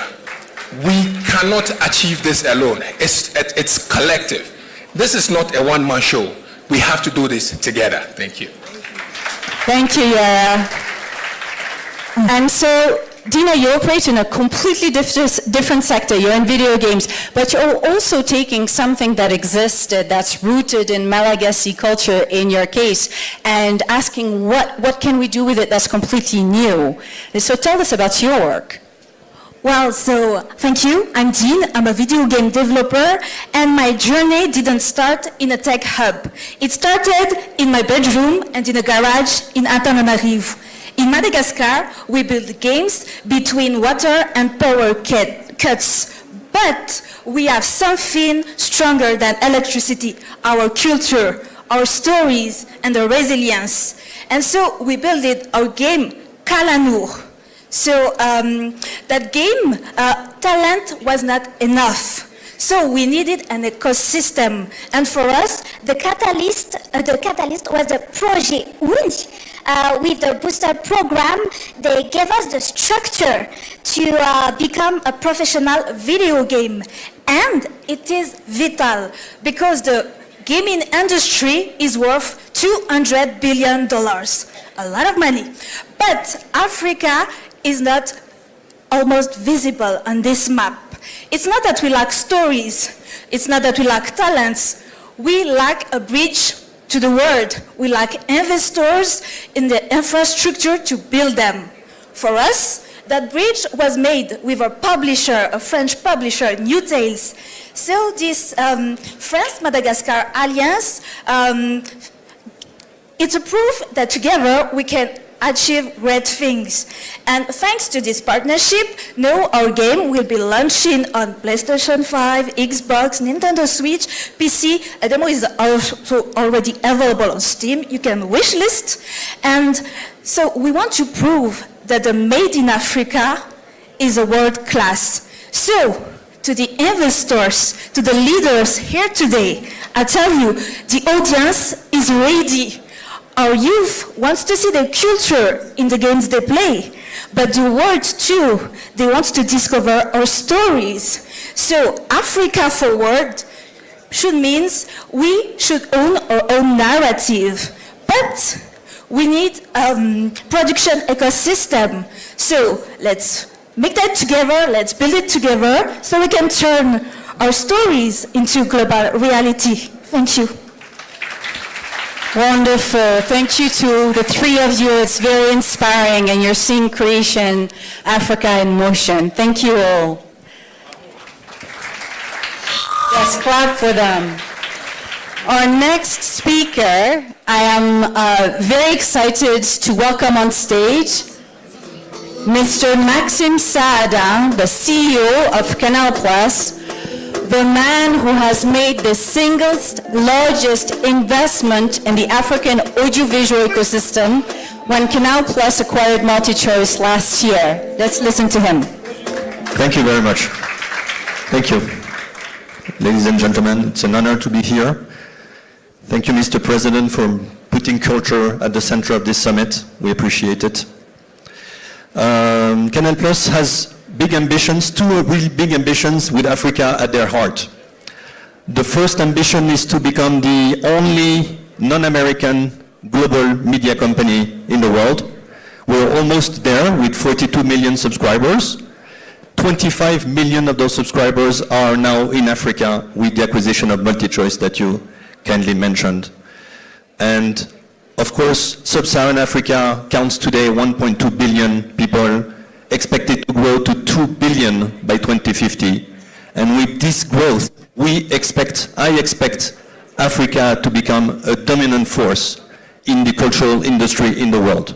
And Canal+ will play its part to make that happen. Next step for us is to list Canal+ in Johannesburg on June 3rd. It will be the first French company to be listed in Africa. We're very proud of that. Thank you. Our second ambition, we're even prouder, more excited about, is really to tell African stories. African stories, but from an African perspective, and to make them travel around the world. Not the American way. We love American content, but I don't know about you, but I've never been to Wakanda. We really wanted to do the African way, and like Shaka Ilembe was the greatest, most successful story series of MultiChoice because it told the story from an African perspective. And why hasn't this happened yet? Why haven't we seen great African movies or series travel around the world? I believe there are really three reasons. One, talent, trained talent. There's a lot of talent here in Africa, but it needs to be trained. And Canal+, with Canal+ University and the help of the French government, the EFD, we are training thousands and thousands of people to all the career paths, creating jobs, and all the career paths of the media industry. And we will double down on this investment. We will train 7,000 people every year to how to write a script, how to direct a movie, all the careers that we need behind and in front of the camera, acting, of course, which is very popular. The second thing that we need in Africa is financial resources. We need, for series and movies to travel, we need them to have world-class production standards. I mentioned Shaka Ilembe, which is the greatest success of MultiChoice. It's also the most expensive series ever. So in the end, we need the financial resources. Spinners, which was also a very big production, was the first series, African series, to be selected at the Cannes Series Festival. And we will now invest in making these African stories more ambitious. We have announced Americana, based on the Nigerian bestseller. We have announced, yes, this will be our most ambitious project. And I can see fans here. And we have announced The Road Home, about the Graceland album and how music played a big role to fight apartheid at the time. And this would be also very ambitious. Thank you very much. And I have said I would be short. Yes, I just want to Maxime, conclude and say this is the time. You have a call for the room. That's very important. The only element that we have to fight is piracy. This is really the one element that governments need to help the ecosystem nurture. We need to be able to foster investors in the economy, and for that we need to fight piracy, and this is where we really, really need the support of government. Thank you very much. Bye-bye. Thank you, Maxime. Thank you very much. Very inspiring and a great call to action for the room. And now we're going to hear from the actual filmmakers who make up this ecosystem, I welcome on stage two big figures of the African film and TV industry, Abderrahmane Sissako and Kalista Si. Please join me on stage. Welcome, Abderrahmane and Kalista. Please come here. Please join me here. Don't hide yourself. So we're going to switch to French for this one. I hope you have your translations on. Abderrahmane et Kalista, vous êtes tous les deux des raconteurs d'histoire, mais vous représentez deux sections complètement différentes du cinéma et de la télé africain, et même deux époques complètement différentes. Abderrahmane, vous êtes un vétéran du cinéma, vos films ont été à Cannes, aux Oscars, au César. Kalista, vous avez eu un énorme succès avec Maîtresse d'un homme marié sur YouTube. Donc deux complètement visions différentes. Abderrahmane, je vais commencer avec vous. Vous avez fait votre premier film en 91, ça vous donne donc 35 ans de carrière. Quel est votre regard sur la place du cinéma africain aujourd'hui? C'est lorsqu'on rencontre une fille comme Kalista qui fait une série extraordinaire et qui veut dire tout simplement qu'aujourd'hui l'Afrique se raconte elle-même et se regarde elle-même. Il y a 30 ans, nous regardions des séries turques, mexicains, brésiliens. Aujourd'hui, ce n'est pas le cas. Et donc, j'ai un espoir très très fort sur l'avenir du cinéma africain, avec quand même une sorte de petit regret, parce que nos pays ne se sont pas engagés pour véritablement former des jeunes. C'est un problème. Et sans formation, sans éducation, on ne peut pas créer une industrie culturelle cinématographique. Ce n'est pas possible. Donc une industrie a besoin pas seulement d'argent, mais d'hommes et de femmes, de jeunes filles qu'on doit former. Et cette formation doit avoir lieu en Afrique, sur place. Très bien, on va en reparler un petit peu après. Et Kalista, c'est donc malgré peut-être quand même des améliorations qu'on a vues, c'est encore difficile aujourd'hui vraiment pour les gens d'accéder aux films africains, sauf si vous trouvez vos propres chemins de distribution vous-même, et c'est exactement ce que vous avez fait. Racontez-nous un peu. Ce qu'on a fait, nous, c'est d'utiliser notre téléphone pour en faire notre salle de cinéma. On est arrivé à une époque où l'Africain avait besoin de se raconter. Le storytelling, c'est notre pouvoir aujourd'hui, et c'est ce qu'on utilise pour raconter nos histoires. Des histoires modernes, des histoires hybrides, des histoires qui parlent à tout le monde. Maîtresse d'un homme marié est tirée un peu de Desperate Housewives, qui est venu d'ailleurs. Quand j'ai regardé le continent africain, surtout l'Afrique francophone, il n'y avait pas d'histoire qui pouvait permettre aux femmes d'avoir une voix, une identité, et c'est ce qu'on a eu à faire. Hier, je suis arrivée à Nairobi, j'ai été invitée quelque part et j'ai été choquée, surprise de voir qu'aujourd'hui, des gens qui vivent ici ont regardé Maîtresse d'un homme marié, qui a été une série tournée principalement en Wolof et en français. Donc, ce qui nous a permis aujourd'hui de démocratiser l'audience et de nous permettre aujourd'hui de toucher des milliers et des millions de personnes à travers un storytelling. Aujourd'hui, j'en prends ce que disait le président Macron, on est aujourd'hui des Africains modernes, panafricains et positifs. Et c'est ce qu'on fait avec nos storytelling. Sans aucun doute. Et donc, justement, tous les deux, avec vos films et vos séries, vous résistez à des images de l'Afrique qui peuvent être encore inexactes ou vraiment anciennes. Et vous proposez de nouveaux récits. Alors, qu'est-ce que vous faites de cette responsabilité qui est importante quand même, Abderrahmane? Il faut, vous savez, l'Afrique a peu été racontée par elle-même. C'est clair, on a souvent parlé de l'Afrique, elle a très peu parlé d'elle-même. Et donc si aujourd'hui on prend la parole parce qu'aussi il y a une démocratisation quelque part de l'outil cinéma, donc on ne peut que se raconter. Et c'est ce qu'on voit dans les séries et dans le cinéma. Moi je suis d'une ancienne génération et qui a été formée à l'étranger, en France, en Russie, etc. Tous les grands cinéastes africains ont été formés à l'étranger. Aujourd'hui, et on a créé des films. On a créé des films aussi avec le soutien, il faut le dire, pour moi personnellement et pour beaucoup, par la France. 1700 films africains ont été produits en France. C'est important, parce qu'il n'était pas possible de les produire chez nous en Afrique. Cela change aujourd'hui. On peut produire en Afrique, on se raconte en Afrique et on montre en Afrique. Notre responsabilité à nous, c'est de participer au développement de l'Afrique. Quand je démarrais maîtresse d'un homme marié, la garde-robe des femmes africaines venait essentiellement de l'extérieur. Aujourd'hui, 70 à 80% de la garde-robe des femmes africaines viennent de l'Afrique. On porte nos vêtements, on a nos accessoires et on porte nos bijoux. Et ça, on le doit à nos séries. Il faut qu'on puisse continuer à se raconter parce qu'aujourd'hui, c'est le parti pris qu'on a pour faire avancer cette Afrique. Je ne peux pas raconter quelque chose de négatif parce que ce n'est pas dans mon quotidien. Dans mon quotidien, il y a des hommes et des femmes qui aujourd'hui ont le monde avec eux et vivent avec ça. Je dis que je raconte des histoires d'Africains hybrides. Je suis sénégalaise, quelque part française, et quand je me raconte comme le monde m'a créé. Je ne peux pas me raconter comme une Sénégalaise en oubliant les autres parties de moi qui me font. Si on conduit une voiture française, qu'on voyage en avion, quand on rentre chez nous, on va manger du tchèp et de l'attiéké, et c'est ça qui fait l'Africain d'aujourd'hui. Super.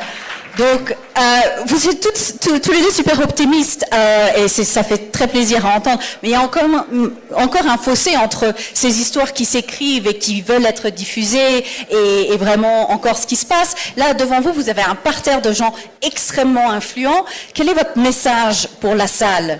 Abderrahmane, vous avez parlé de votre académie, vous l'avez teasé, dites-nous en plus. Alors, d'abord, on est optimiste parce qu'il y a une Afrique qui bouge, il y a une Afrique qui change. C'est une réalité. Nous le vivons au quotidien. Nous savons aujourd'hui que les banques africaines, les grandes institutions, se sont ouvertes au financement de l'industrie culturelle. C'est nouveau, ça n'a pas existé. Et ce ne sont pas des artistes, mais ce sont des Africains engagés pour l'Afrique. Et quand il y a des Africains qui sont engagés pour le continent et qui ont de l'argent, les productions deviennent vraiment quelque chose de possible. Aujourd'hui, parce que j'appartiens à une génération ancienne et je sais combien la formation professionnelle est importante. Et c'est pourquoi je me suis engagé, aujourd'hui c'est mon combat, et bien sûr avec d'autres gens, de créer cette école de cinéma et studio de cinéma dans un pays magnifique qui est la Côte d'Ivoire. L'Afrique de l'Ouest est très important aussi. Parler de ce projet ici au Kenya qui nous accueille, je pense que ça montre l'initiative quand même de ce sommet, qui est un sommet historique, que l'Afrique, qu'on vienne en Afrique pour parler, pour échanger. Et donc, cette dynamique, elle est extrêmement importante parce que la Côte d'Ivoire, où s'ouvre les 10 dernières années, il y a une dynamique dans les productions de films et de séries et en Côte d'Ivoire. Donc pour moi, c'est très important. C'est important, en effet.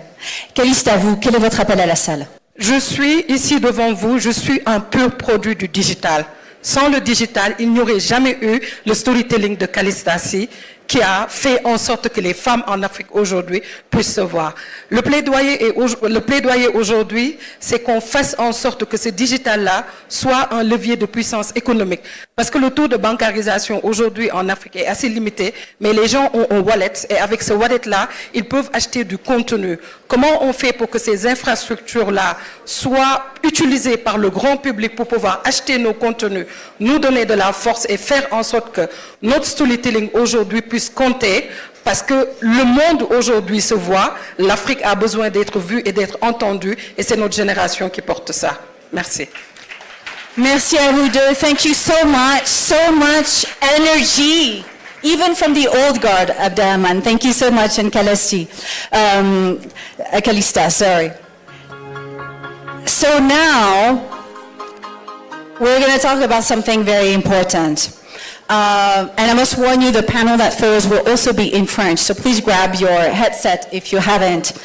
We've spent the past half hour or so talk about African creativity, the stories being told, the industries being built, and the investment that they need. But there's an important question that is running underneath all of this. What happens when the objects, the symbols, the foundational element of a culture have been absent for centuries, right? What does it do to a creative ecosystem when its heritage is housed somewhere else? So, in 9 years ago now, President Macron, you stood in Ouagadougou and you made a promise.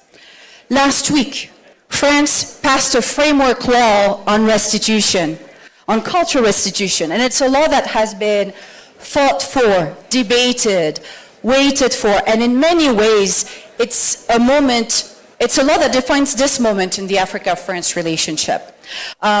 Restitution is now a fact. So here we're going to ask the next question. Now that it's happening, what does it change concretely on the ground and what still remains to change? So I'm going to call on stage 4 people who have each lived this question differently. First of all, Mrs. Françoise Remarque, you've overseen the return of the famous drum DJ Ayokwe, you can come and join me, to Côte d'Ivoire as Minister of Culture and Francophonie. Please welcome the Minister. Can go here. Marie-Cécile Zinsou, you've spent 20 years building the case for restitution from the ground up, and you were in Benin. Come join me here. When the objects came home. Mr. Suleiman Bashir Diagne, you're one of the world's most formal philosophical voices on this question, and one that is the most challenging because you refuse easy questions. And last but not least, the man who has been the driving force behind this question and this law, Mr. President Macron. Let's squeeze in a little bit so we can all fit. Let's squeeze in a little bit. Come close so everybody can see us. All right, very good. So I'm now going to switch to French, people, because we all have very proficient French speaker here. Madame la ministre, je vais commencer par vous. Donc, la France a restitué en février dernier, en février 2006, le tambour parleur DJ Ayokwe. Donc, ma question, elle est très concrète. Qu'est-ce qui se passe sur le terrain une fois que l'objet est arrivé? Donc, pas sur le plan diplomatique, mais vraiment concrètement. Effectivement, le tambour parleur DJ Ayokwe est arrivé sur ces terres le 13 mars 2026, 110 ans après avoir été arraché. Et en réalité, ce processus qui est dû bien sûr à cet appel que le président Macron a fait en 2017 a mis 6 ans, 9 ans pour voir son aboutissement avec l'arrivée sur ces terres ivoiriennes. Mais en réalité, la question beaucoup plus large, c'est la question de la transmission, c'est la question de notre patrimoine, c'est la question de la relation avec notre patrimoine. Parce que 110 ans après, les jeunes, les Ivoiriens, la communauté Hatchian qui l'attendait, qu'il avait réclamé depuis 1958, n'ont plus rien à voir avec ce qui s'est passé 110 ans après. Et la vraie question, c'est de se dire, lorsqu'il arrive sur le terrain, lorsque notre patrimoine, notre identité, notre histoire, comment est-ce qu'elle est accueillie 110 ans après? Comment est-ce qu'elle est transmise? Comment notre histoire se transmet auprès de nos jeunes? Comment est-ce qu'aujourd'hui se pose la question, et finalement, parce que c'est tout l'intérêt du débat sur ces retours, cette restitution totalement indispensable, parce que c'est bien en représenter et continue de représenter une partie de notre histoire, comment nos jeunes, comment la société civile, comment les pays, comment le président de la République, le président Alassane Ouattara et le président Macron en ont parlé, pourquoi est-ce qu'on a décidé de le faire venir?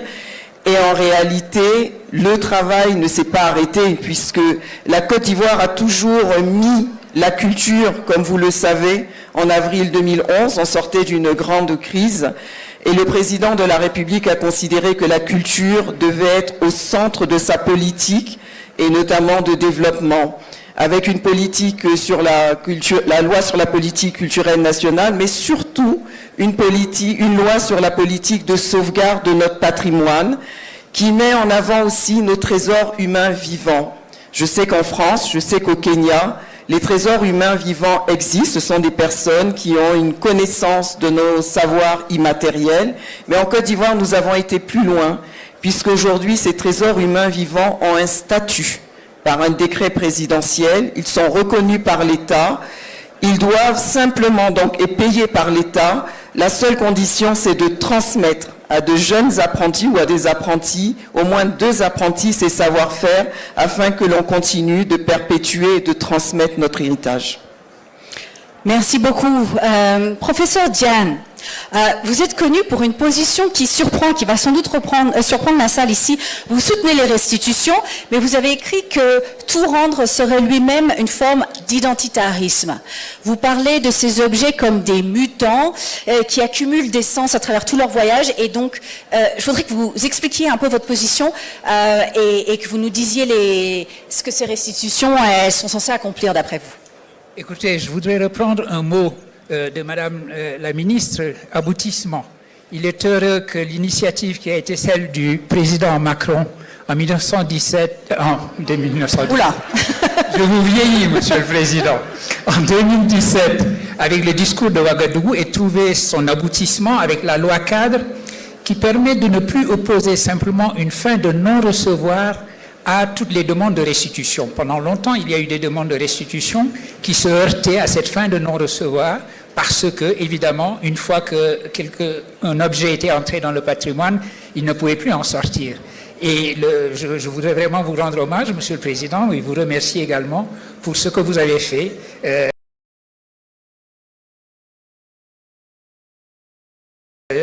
À Ouagadougou et l'aboutissement que ceci a trouvé. Cela étant, je reprends également un autre mot de Madame la Ministre, indispensable. Il y a des restitutions qui étaient indispensables.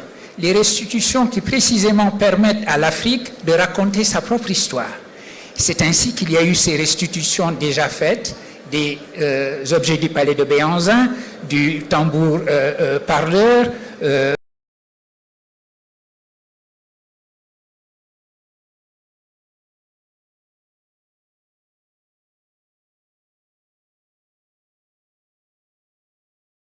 d'ailleurs rapidement, encore que ça ne soit pas une histoire francophone, la restitution par l'Allemagne de 1000 bronzes du Bénin. Il ne faut pas oublier les bronzes du Bénin. Tous ces objets partagent d'avoir été pillés pendant des expéditions coloniales qui ont été relativement atroces.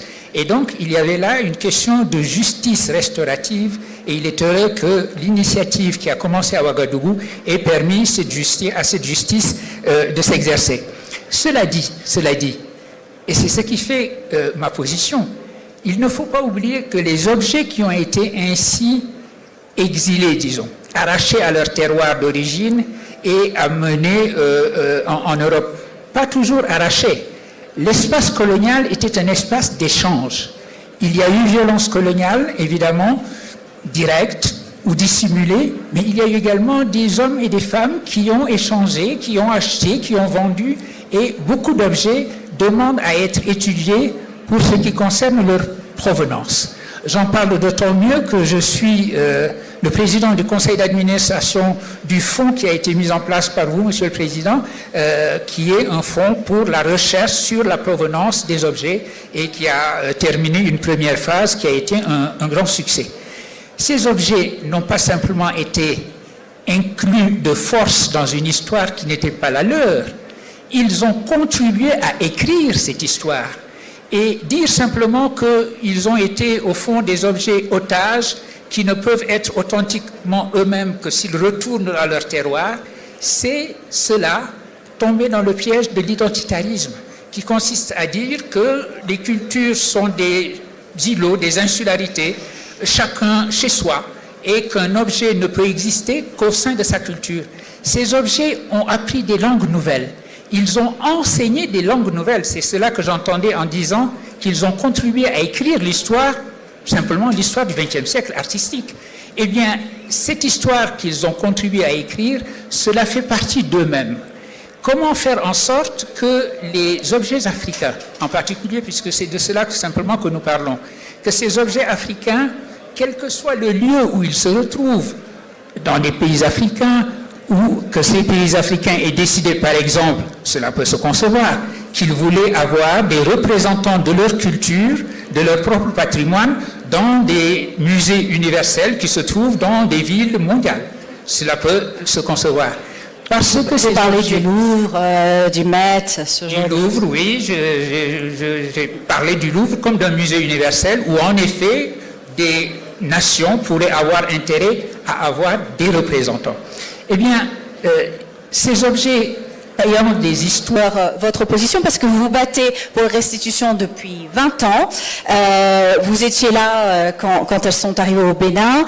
Qu'est-ce que vous pensez de la position du professeur Diane et pour vous, qu'est-ce que ça veut dire la restitution quand ça fonctionne? C'est compliqué de parler avec après le professeur Diane parce qu'il dit des choses tellement merveilleuses et malheureusement je suis effectivement pas du tout d'accord avec lui. Se partager, c'est une idée qui est fabuleuse. L'universalisme des musées, du Louvre, du Metropolitan Museum, c'est fantastique. Je peux continuer, vous donner une immense liste de musées. Ces musées sont tous au nord du monde. Se partager, ça ne peut pas être avoir 100% du patrimoine du sud du monde au nord du monde. Se partager, c'est quand on va pouvoir nous dire qui nous sommes. On parle de cette jeunesse incroyable qu'on écoute aujourd'hui. On parle de nation branding. On parle d'avoir une image de soi, de construire son image en tant qu'Africain jeune et moderne. Il nous faut un ancrage, il nous faut des racines. On ne sait pas encore où on va, il faut savoir d'où l'on vient. La restitution, c'est ça. La restitution, c'est pas juste le retour de 26 objets, même si on est très reconnaissant à la France d'avoir restitué ce premier lot d'objets, mais la restitution, c'est pas ça. La restitution, c'est la réouverture du dialogue. C'est la restitution de la fierté. C'est la restitution de la dignité.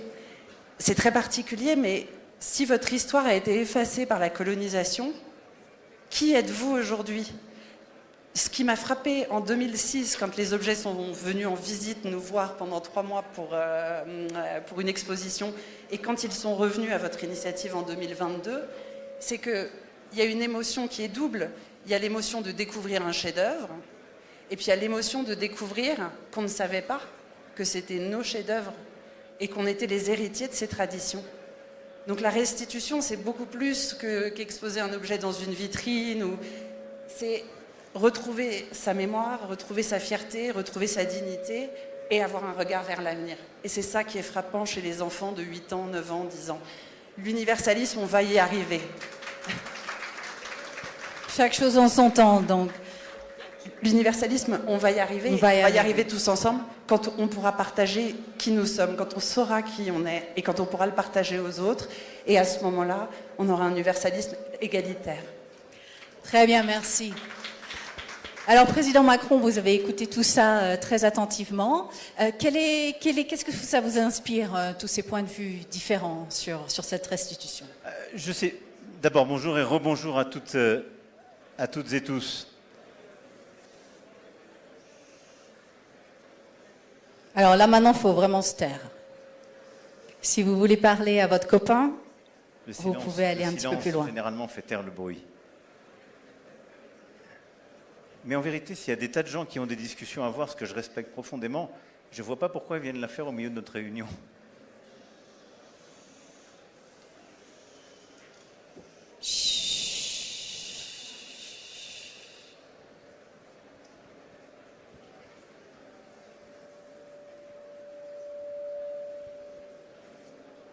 Ok.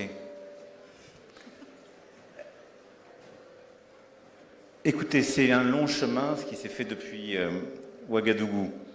Mais au fond, la démarche correspond à ce qui vient d'être dit par l'ensemble des participants. C'est-à-dire que... Il y a un retour de micro. Coupe les autres micros. Et donc, au fond, ce que vient de dire Marie-Cécile est très juste. Ça partait d'un constat très simple. Le patrimoine culturel, ce qui permet d'écrire l'histoire, ce qui permet à la jeunesse africaine de connaître son histoire, ses racines, n'était pas en Afrique.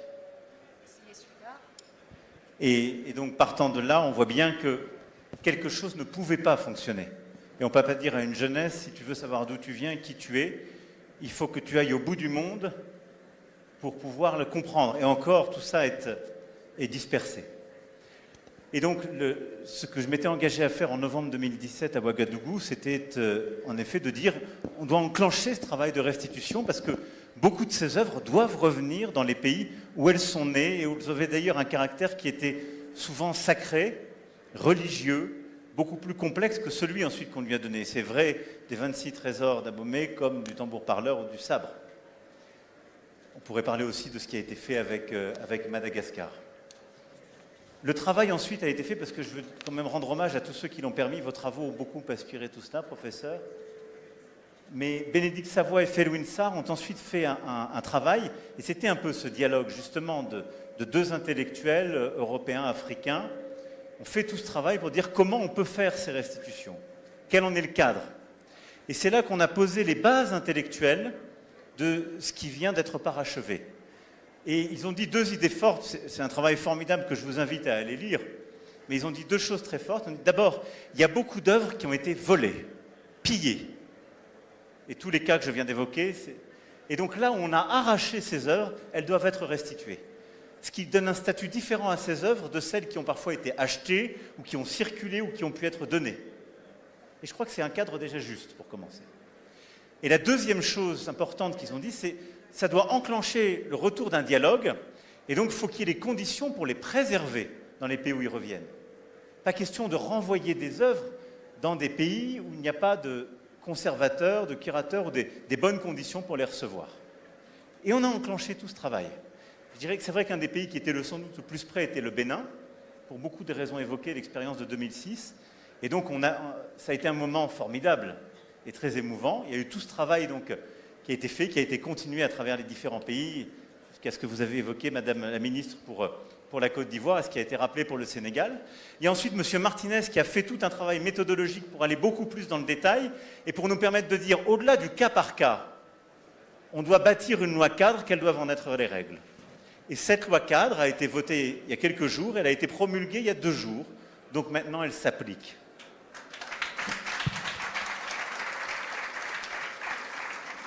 Et donc, je voudrais un peu réconcilier les deux positions, même si je ne les crois pas si différentes en vérité.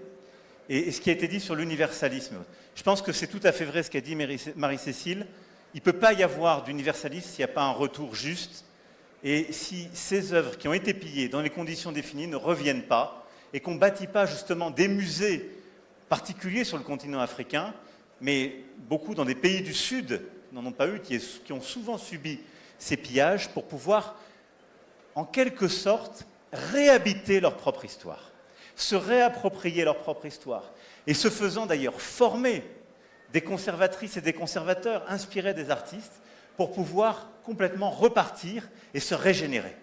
Et une des choses sublimes qu'on a vécues d'ailleurs, qui est une illustration de ça, ça a été ce qui a été fait par le Bénin en retour, qui était dans notre saison Africa 2020, quand des artistes béninois sont revenus et en quelque sorte réinventé avec des œuvres contemporaines sur la base des 26 pièces Trésors d'Abomey qui avaient été rendues. Et ça, c'était très beau parce qu'on a vu comment des artistes d'aujourd'hui, formidables, plusieurs sont dans cette salle, pouvaient être inspirés par le patrimoine qu'on leur rendait et créer des œuvres qui, d'ailleurs, racontaient quelque chose à des publics français ou du monde entier qui, parfois, ne connaissaient pas le patrimoine original. Mais ça nourrit l'art contemporain. Et donc, on rétablit quelque chose d'une circulation, d'un dialogue, d'une compréhension mutuelle. Mais il y a un autre point important, c'est que pour autant, moi, j'ai jamais voulu dire on se débarrasse de tout l'art africain ou de tout l'art du Sud qu'il y a dans les musées du Nord. Parce que je pense que c'est aussi très important de continuer d'avoir dans nos musées des pièces, quand elles ont été parfois offertes, qu'elles ont circulé, qu'elles sont arrivées dans les bonnes conditions, qu'elles s'inscrivent dans un parcours et une démarche de nos musées, et qu'elles dialoguent avec d'autres musées du Sud. Et donc, ce qui va avec l'universalisme, c'est de permettre d'avoir en quelque sorte un universaliste qui se construit dans le Sud par ces musées qu'on est en train de bâtir, ces conservatrices, ces conservateurs, ces artistes, mais aussi à garder des pièces que nous avons lorsqu'elles sont dans un cadre approprié dans les musées français, américains, britanniques ou autres. Et je n'adhère pas totalement à la démarche qui consiste à dire on renvoie tout, comme s'il fallait se débarrasser d'un passé qui était trop compliqué. La condition, c'est qu'on continue d'être aux côtés des pays qui sont en train de construire leur musée, de le développer, de développer leur réseau de conservatrices, de conservateurs qui ont leurs artistes, et que ce dialogue se noue. Parce qu'en effet, il y a une chose à laquelle je tiens et qui a inspiré cette démarche, et qui est, je crois, à la racine de notre dialogue pour ce sommet, c'est que nous avons la conviction d'appartenir à une même aventure et une même démarche. Et c'est de ne pas être renvoyé, en effet, à des identités ou à des passés qu'on ne pourrait jamais digérer. Et ça, c'est, je crois, très important. Alors ça passe par des gestes de rétablissement, de circulation, par des gestes d'hospitalité réciproque, mais ça doit continuer à être inspiré par une vocation universaliste au Bénin, au Kenya, au Nigeria, comme à Paris, à Berlin ou à New York. Et ça, c'est très important à mes yeux, parce que c'est ce qui permet ce dialogue universel et ce qui évite la nouvelle fracture des cultures. En tout cas, moi, j'ai voulu lancer ça en ayant lu et écouté beaucoup d'entre vous, et aussi parce qu'il y avait une jeunesse à Ouaga qui, en fait, quand elle écoutait ce discours, n'y croyait pas du tout. Je vais être honnête avec vous. Disait, d'accord, ok, il est venu nous faire un speech à l'université, c'est très sympa, puis il va repartir chez lui, ça ne se fera jamais. Je dois reconnaître que ça ne s'est pas fait simplement. Et si vous n'aviez pas été là, beaucoup d'entre vous, à vous battre pour qu'on continue d'avancer jusqu'à cette loi votée à l'unanimité, ça ne se serait jamais fait. Parce qu'il y avait beaucoup de résistance. Mais ce que je veux aussi vous dire pour que vous le mesuriez, c'est que cette loi, qui était rejetée par beaucoup il y a 9 ans, Madame la ministre de la Culture est là, elle a porté ce texte dans ses derniers pas, il y a beaucoup de nos parlementaires, je suis très heureux qu'ils sont là, elle a été votée à l'unanimité.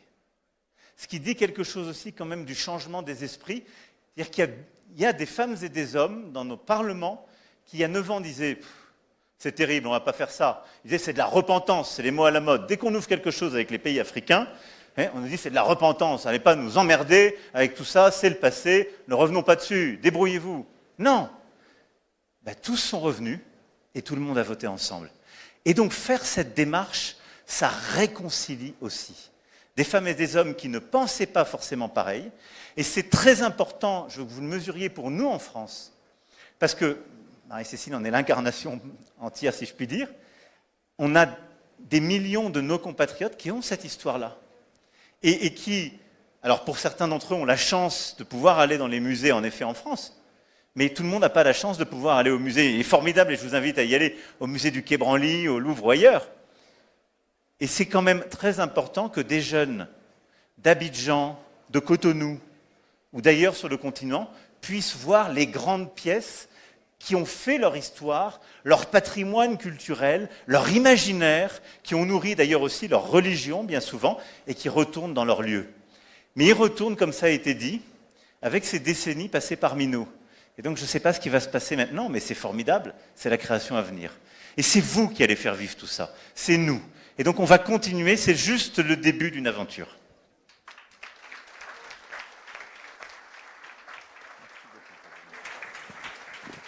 Alors, j'avais fermé tous les micros.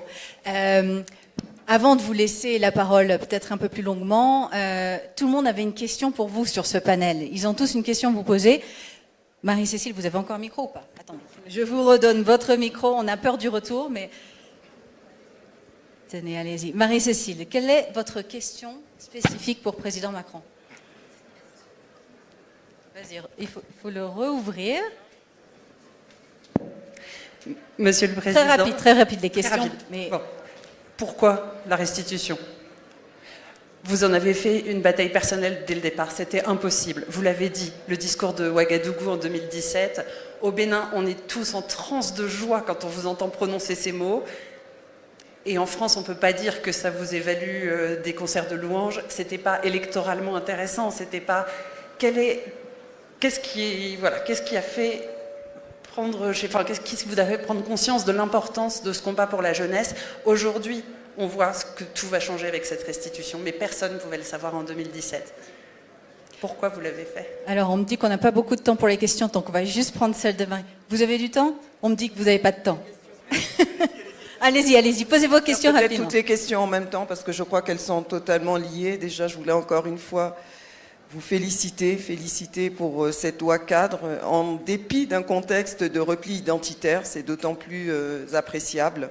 Mais justement, ces restitutions font revenir un objet, Mais en réalité, la question, c'est comment faire en sorte que ces restitutions ne rendent pas seulement des objets, mais créent aussi du lien, un dialogue et un regard nouveau entre les jeunesses africaines, voire les jeunesses françaises, les jeunesses africaines, voire européennes. Rapidement, Monsieur Diane. Dernière question. Alors, la vidéo qui a suivi votre intervention de tout à l'heure s'intitule Emmanuel Macron de Ouagadougou à Nairobi. Ma question, c'est après Nairobi. Ceci est véritablement historique. Comment voyez-vous la suite quand vous n'y serez plus pour veiller au dialogue et aux possibilités que cette loi cadre ouvre? Merci beaucoup. J'ai eu la chance, il y a une vingtaine d'années, quand j'étais un jeune haut fonctionnaire, d'aller en stage au Nigeria. Il y a beaucoup de nos frères et amis nigérians qui sont là. Et je me suis passionné pour la culture, l'histoire, pour le vaudou, d'ailleurs, c'était évoqué tout à l'heure. Et je me suis aperçu que c'était très difficile au Nigeria d'avoir un musée ou un lieu pour comprendre cette culture. En bon français, si je puis dire, je me suis dit, il faut aller dans quel musée pour comprendre tout ça, dans quel endroit? Il y avait des gens pour me raconter, il y avait des livres à me donner, souvent d'ailleurs écrits parfois par des intellectuels nigérians, mais ils étaient toujours allés travailler à Londres, aux États-Unis. Puis après on m'a dit, si tu reviens en France, il faut aller, le musée du Quai Branly commencer, il y avait le musée d'Apper, etc. Il y a des formidables collections, tu verras, c'est formidable. Il y avait l'émission de Michel Léry, ils ont ramené des objets. Et à ce moment-là, j'ai quand même conçu la forme d'injustice. Parce que je me suis souvenu de moi, enfant, et la chance que j'avais quand mes parents me disaient, pour expliquer notre histoire, on allait dans le musée de ma ville, à Amiens, on voyait une partie de notre histoire gallo-romaine et autres, puis après, c'était la grande sortie, on pouvait aller au Louvre. Je me suis dit, il y a quand même quelque chose qui on voyait quand même quelque chose encore d'une violence post-coloniale à ce qu'on ne puisse pas avoir accès à ça. Est-ce qu'on dit, tu veux aller voir ces objets, va à 5000 km de chez toi. C'était fou. Et donc, j'ai après lu, écouté beaucoup, je me suis nourri d'ailleurs de beaucoup de vous tous, et quand je le lance en 2017, je ne le fais pas par visée électorale en France, mais parce que ma grande conviction, c'est que l'avenir pour la France, il dépend de beaucoup de facteurs, mais il y en a deux qui sont clés. Qu'on soit pleinement réconcilié avec notre diaspora. Je pense que notre idée profonde, notre jeunesse, beaucoup de nos compatriotes savent très profondément qui nous sommes. Nous sommes nourris par cette identité plurielle. Mais le discours politique le réduit et le refuse. Et donc je pense que cette démarche, elle participe de dévoiler le fait que nous avons une identité plurielle. Et donc je pense que c'est très bon pour la France à moyen terme. La deuxième chose, c'est que je pense qu'on ne peut pas être entendu dans le continent africain pour refonder un partenariat si on continuait sur les anciennes voies, en leur disant « Ouais, on va parler d'avenir ensemble, laisse tomber le passé, le franc CFA, on n'en parle pas, les restitutions d'œuvres d'art, laisse tomber, on les garde, ceci, cela, tout ce qui est mauvais, on ne le rouvre pas. » Ça n'existe pas. Dans un couple, si on ne rediscute pas des choses qui n'ont pas été, il y a peu de chances qu'on construise. Et donc, comme je crois que la capacité de la France et de l'Europe à bâtir avec l'Afrique est déterminante pour notre avenir, je pense que les restitutions, en fait, c'est une grossesse pour la suite. Ce qui me permet pour votre question de revenir, je pense que c'est le début d'un échange. D'abord, il va y avoir beaucoup d'autres restitutions qui vont continuer. Of residence for artists. More than 1,000 artists today work on the African continent. Create. They are French and African artists. And thanks to the Institute, thank you, and the teams of the Institute, with the help of our embassies and sometimes our alliances as well, the Alliance Française, we have this residence d'artistes everywhere in our program, and we will launch additional ones dans la ville du Cap et au Bénin. Merci aussi Marie-Cécile pour ça. So it's an ongoing process of all these residents to have this common creation program. And we had another baby. We were not pregnant because this baby does exist. Mansa. Because in Montpellier we decided to have Mansa. And I would like to speak about now 2 additional babies thanks to Mansa and with Mansa. Cinema and a place for Mansa. because we wanted to do much more for cinema, because cinema is clearly something which is a strong link between the African continent and France. So this is why we decided to launch a series of initiatives. With this, the African Cinematheque, we will expand the current program to enlarge the access of all the portfolio of African cinema to a series of platforms. TV5 Monde, obviously, but to other platforms. So we will expand the access to the cinema and the African Cinematheque, and I want to thank the team, thank all of you, because we will allow much more people to access clearly the catalogue of the African cinema. Together with other partners, Saudi Arabia, Luxembourg, Belgium, we have dozens of partners, and the Centre National de Cinéma, the CNC, we have €1 million program to invest on African cinema and creativity. And we will accompany as well a series of private initiatives like the Tresh one you mentioned right now, Abderrahman, with Ivory Coast. So we will have part of them, Ivory Coast and France, working together, Madame la Ministre, in order to follow up some programs, not just to have Cinematheque, but to train more people for cinema and to expand cinema on the African continent. So Ivory Coast and France together, but in order to expand more largely on the African continent. So we have a series of initiatives for the African continent through la Cinémathèque d'Afrique, this program with CNC, and private initiative as the one mentioned by Abderrahman and just reiterated.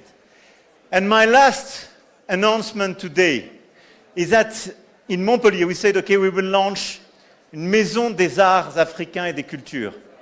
It was transformed in Mansa, the house, the place. Mansa started to work, obviously, through Creation Africa and several places. And now we will launch a new phase. We will work hand in hand with the Mairie de Paris and our Ministère de la Culture in order to go and to promote in the most iconic places, le Théâtre de la Ville, Théâtre du Châtelet, Chaillot, Rond-Point de Paris, all the best places, clearly to promote the program of Mansa and to have French and African artists going together and being presented to the French public in the best possible place. But we wanted as well to have a very specific place, a true house, in order to go to create a place where people can gather. And I want to thank our minister, and I want to thank the teams. So, Ministère de la Culture, Ministère des Affaires étrangères, all the teams, they work closely together, and we found a place, Avenue d'Iéna, very close to the Eiffel Tower. It will be a unique place here. You can see where it is. So, we have a short video.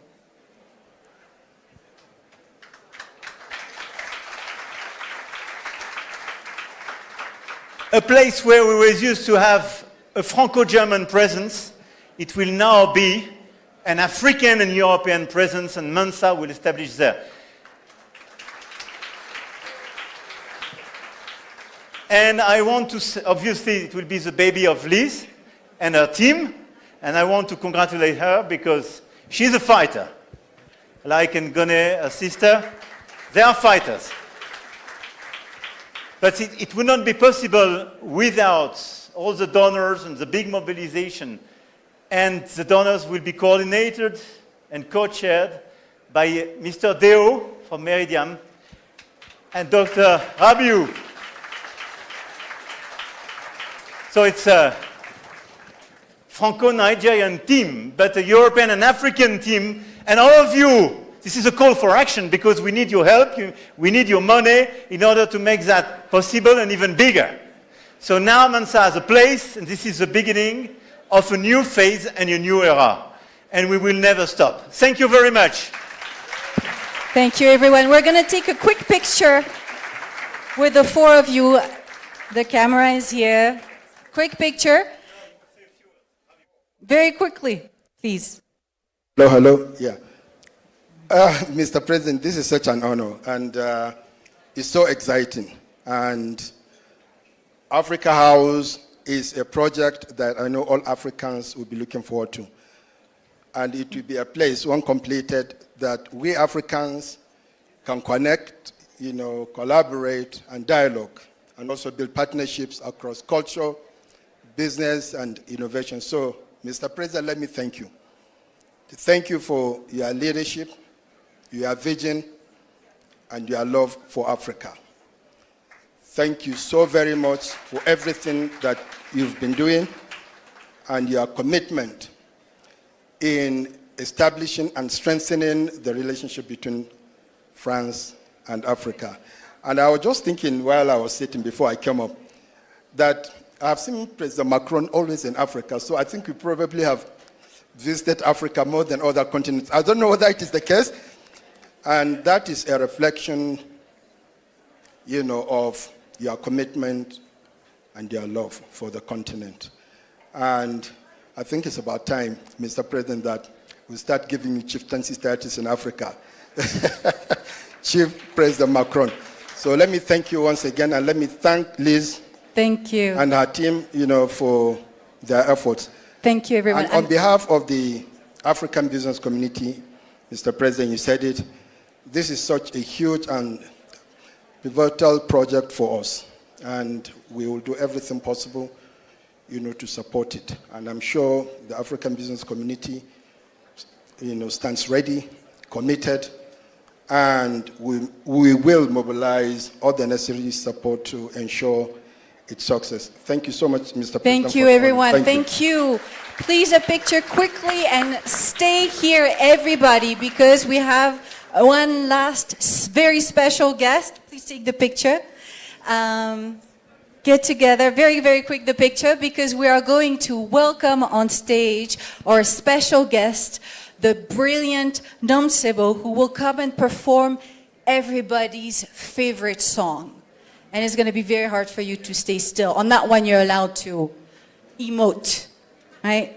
Thank you, everyone. Thank you. Thank you. Mambo Nairobi. Chi, bonjour. Are you guys ready to dance? Chi. Jerusalem, ikayalami. Hilo noloze uhambe nam. Volume please. Zungangishilana. Jerusalem ikayalami. Hilo noloze uhambe nami. Zungangishilana. Dawo hoyami ayikholana. Mbuso wami awukholana. Hilo noloze zuhambe nami. Can we sing together? Hoyami ayikholana. Mbuso wami awukholana. Let's go. Hilo noloze zuhambe nami. I can't hear you. Over there.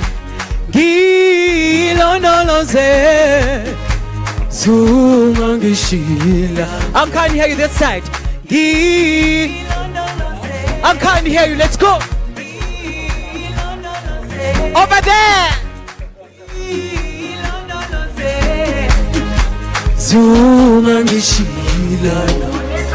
Dawo yami ayikholana. Mbuso wami awukholana. Ngilondoloze zuhambe nami. Let's dance, come here. Dawo yami ayikholana. Mbuso wami awukholana. Can you go down? Ngilondoloze zuhambe nami. Let's go. I can't hear you. Londoloze. Let's do this. Let's go down. Jerusalem, Ikayalame. Go down. Oh, Hambena. Thank you so much. Sungangishilana. Jerusalem, Ikayalame. Let's go. I can't hear you. Hambena. Sungangishilana. Oh, yami. Ayikholana. Mbuzo wami. Awukholana. Go down. Londoloze. Suhambe. Thank you so much. Let's sing together. Londoloze. Let's sing together. Let's go. Londoloze. Let's go. I can't hear at the back. Let's sing. Let's go. Over there. Zungangishila.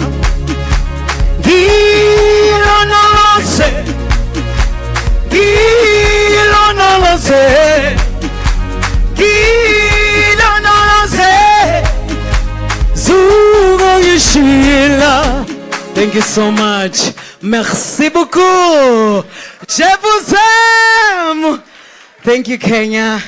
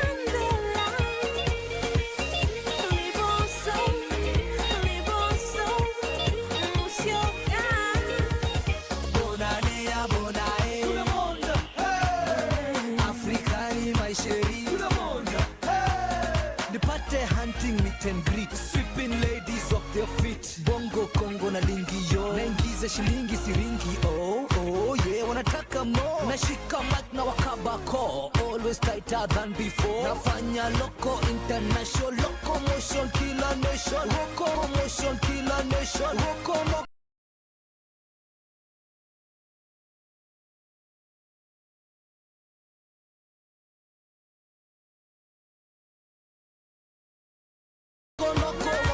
moto moto. Afrique mobimba likolo. Likolo, likolo. Kita mata, kita kita mata, kita kita mata, shuka shuka mata, kita kita mata, kita kita mata, shuka shuka mata. Uko fiti na ye, ukitupa mbao mina pita na ye, genge zake kugonga na ye, anakaa fiti mina bonga na ye, akileta noma mina bonda ye ye. Afrika, Kenya, Kongo na ye, shika jamu koma na ye, kini genge mobimba bolinga na ye. Kuna kapari ye, swaga makubali kuna party ye, kala kasupa ndo ye, kana ka chicken takakari ye, kaikari ye, minjo mgenge wawadi so software super skadidi. Ladies wanna go with me but buga missing naga time.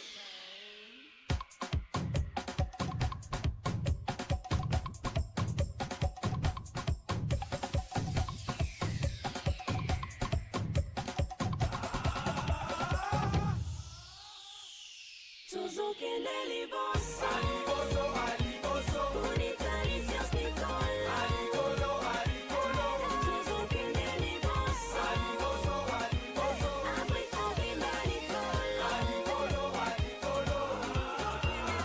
Kita kita mata, kita kita mata, kita kita mata, shuka shuka mata, kita kita mata, kita kita mata, shuka shuka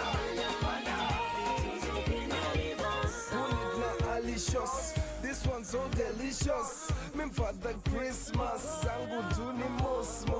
Chika ganji na kuflos. Africa mobimba, mokili mobimba, Kenya Congo mobimba, commotion kwenye flow. Do you pressure king of flow? Ladies, this how we go. Alekita, mata, kita, mata, boss ina mata. Economic, I'm getting out of daily boss na kula mata.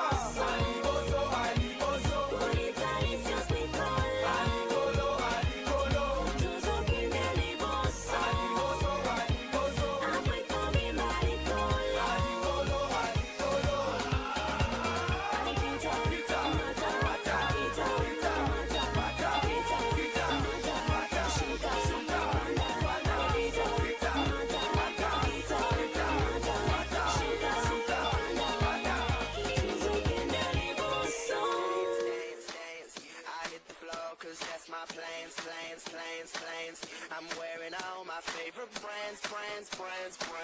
Give me some space for both my hands. You, cause it goes on and on and on. And it goes on and on and on. Yeah. I throw my hands up in the air sometimes, saying, ayo, gotta let go. I wanna celebrate and live my life, saying,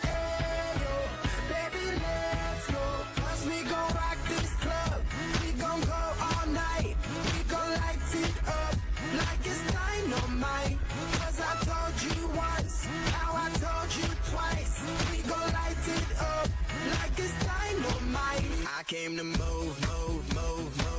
Get out the way of me and my crew. I'm in the club, so I'm gonna do just what the folk came here to do.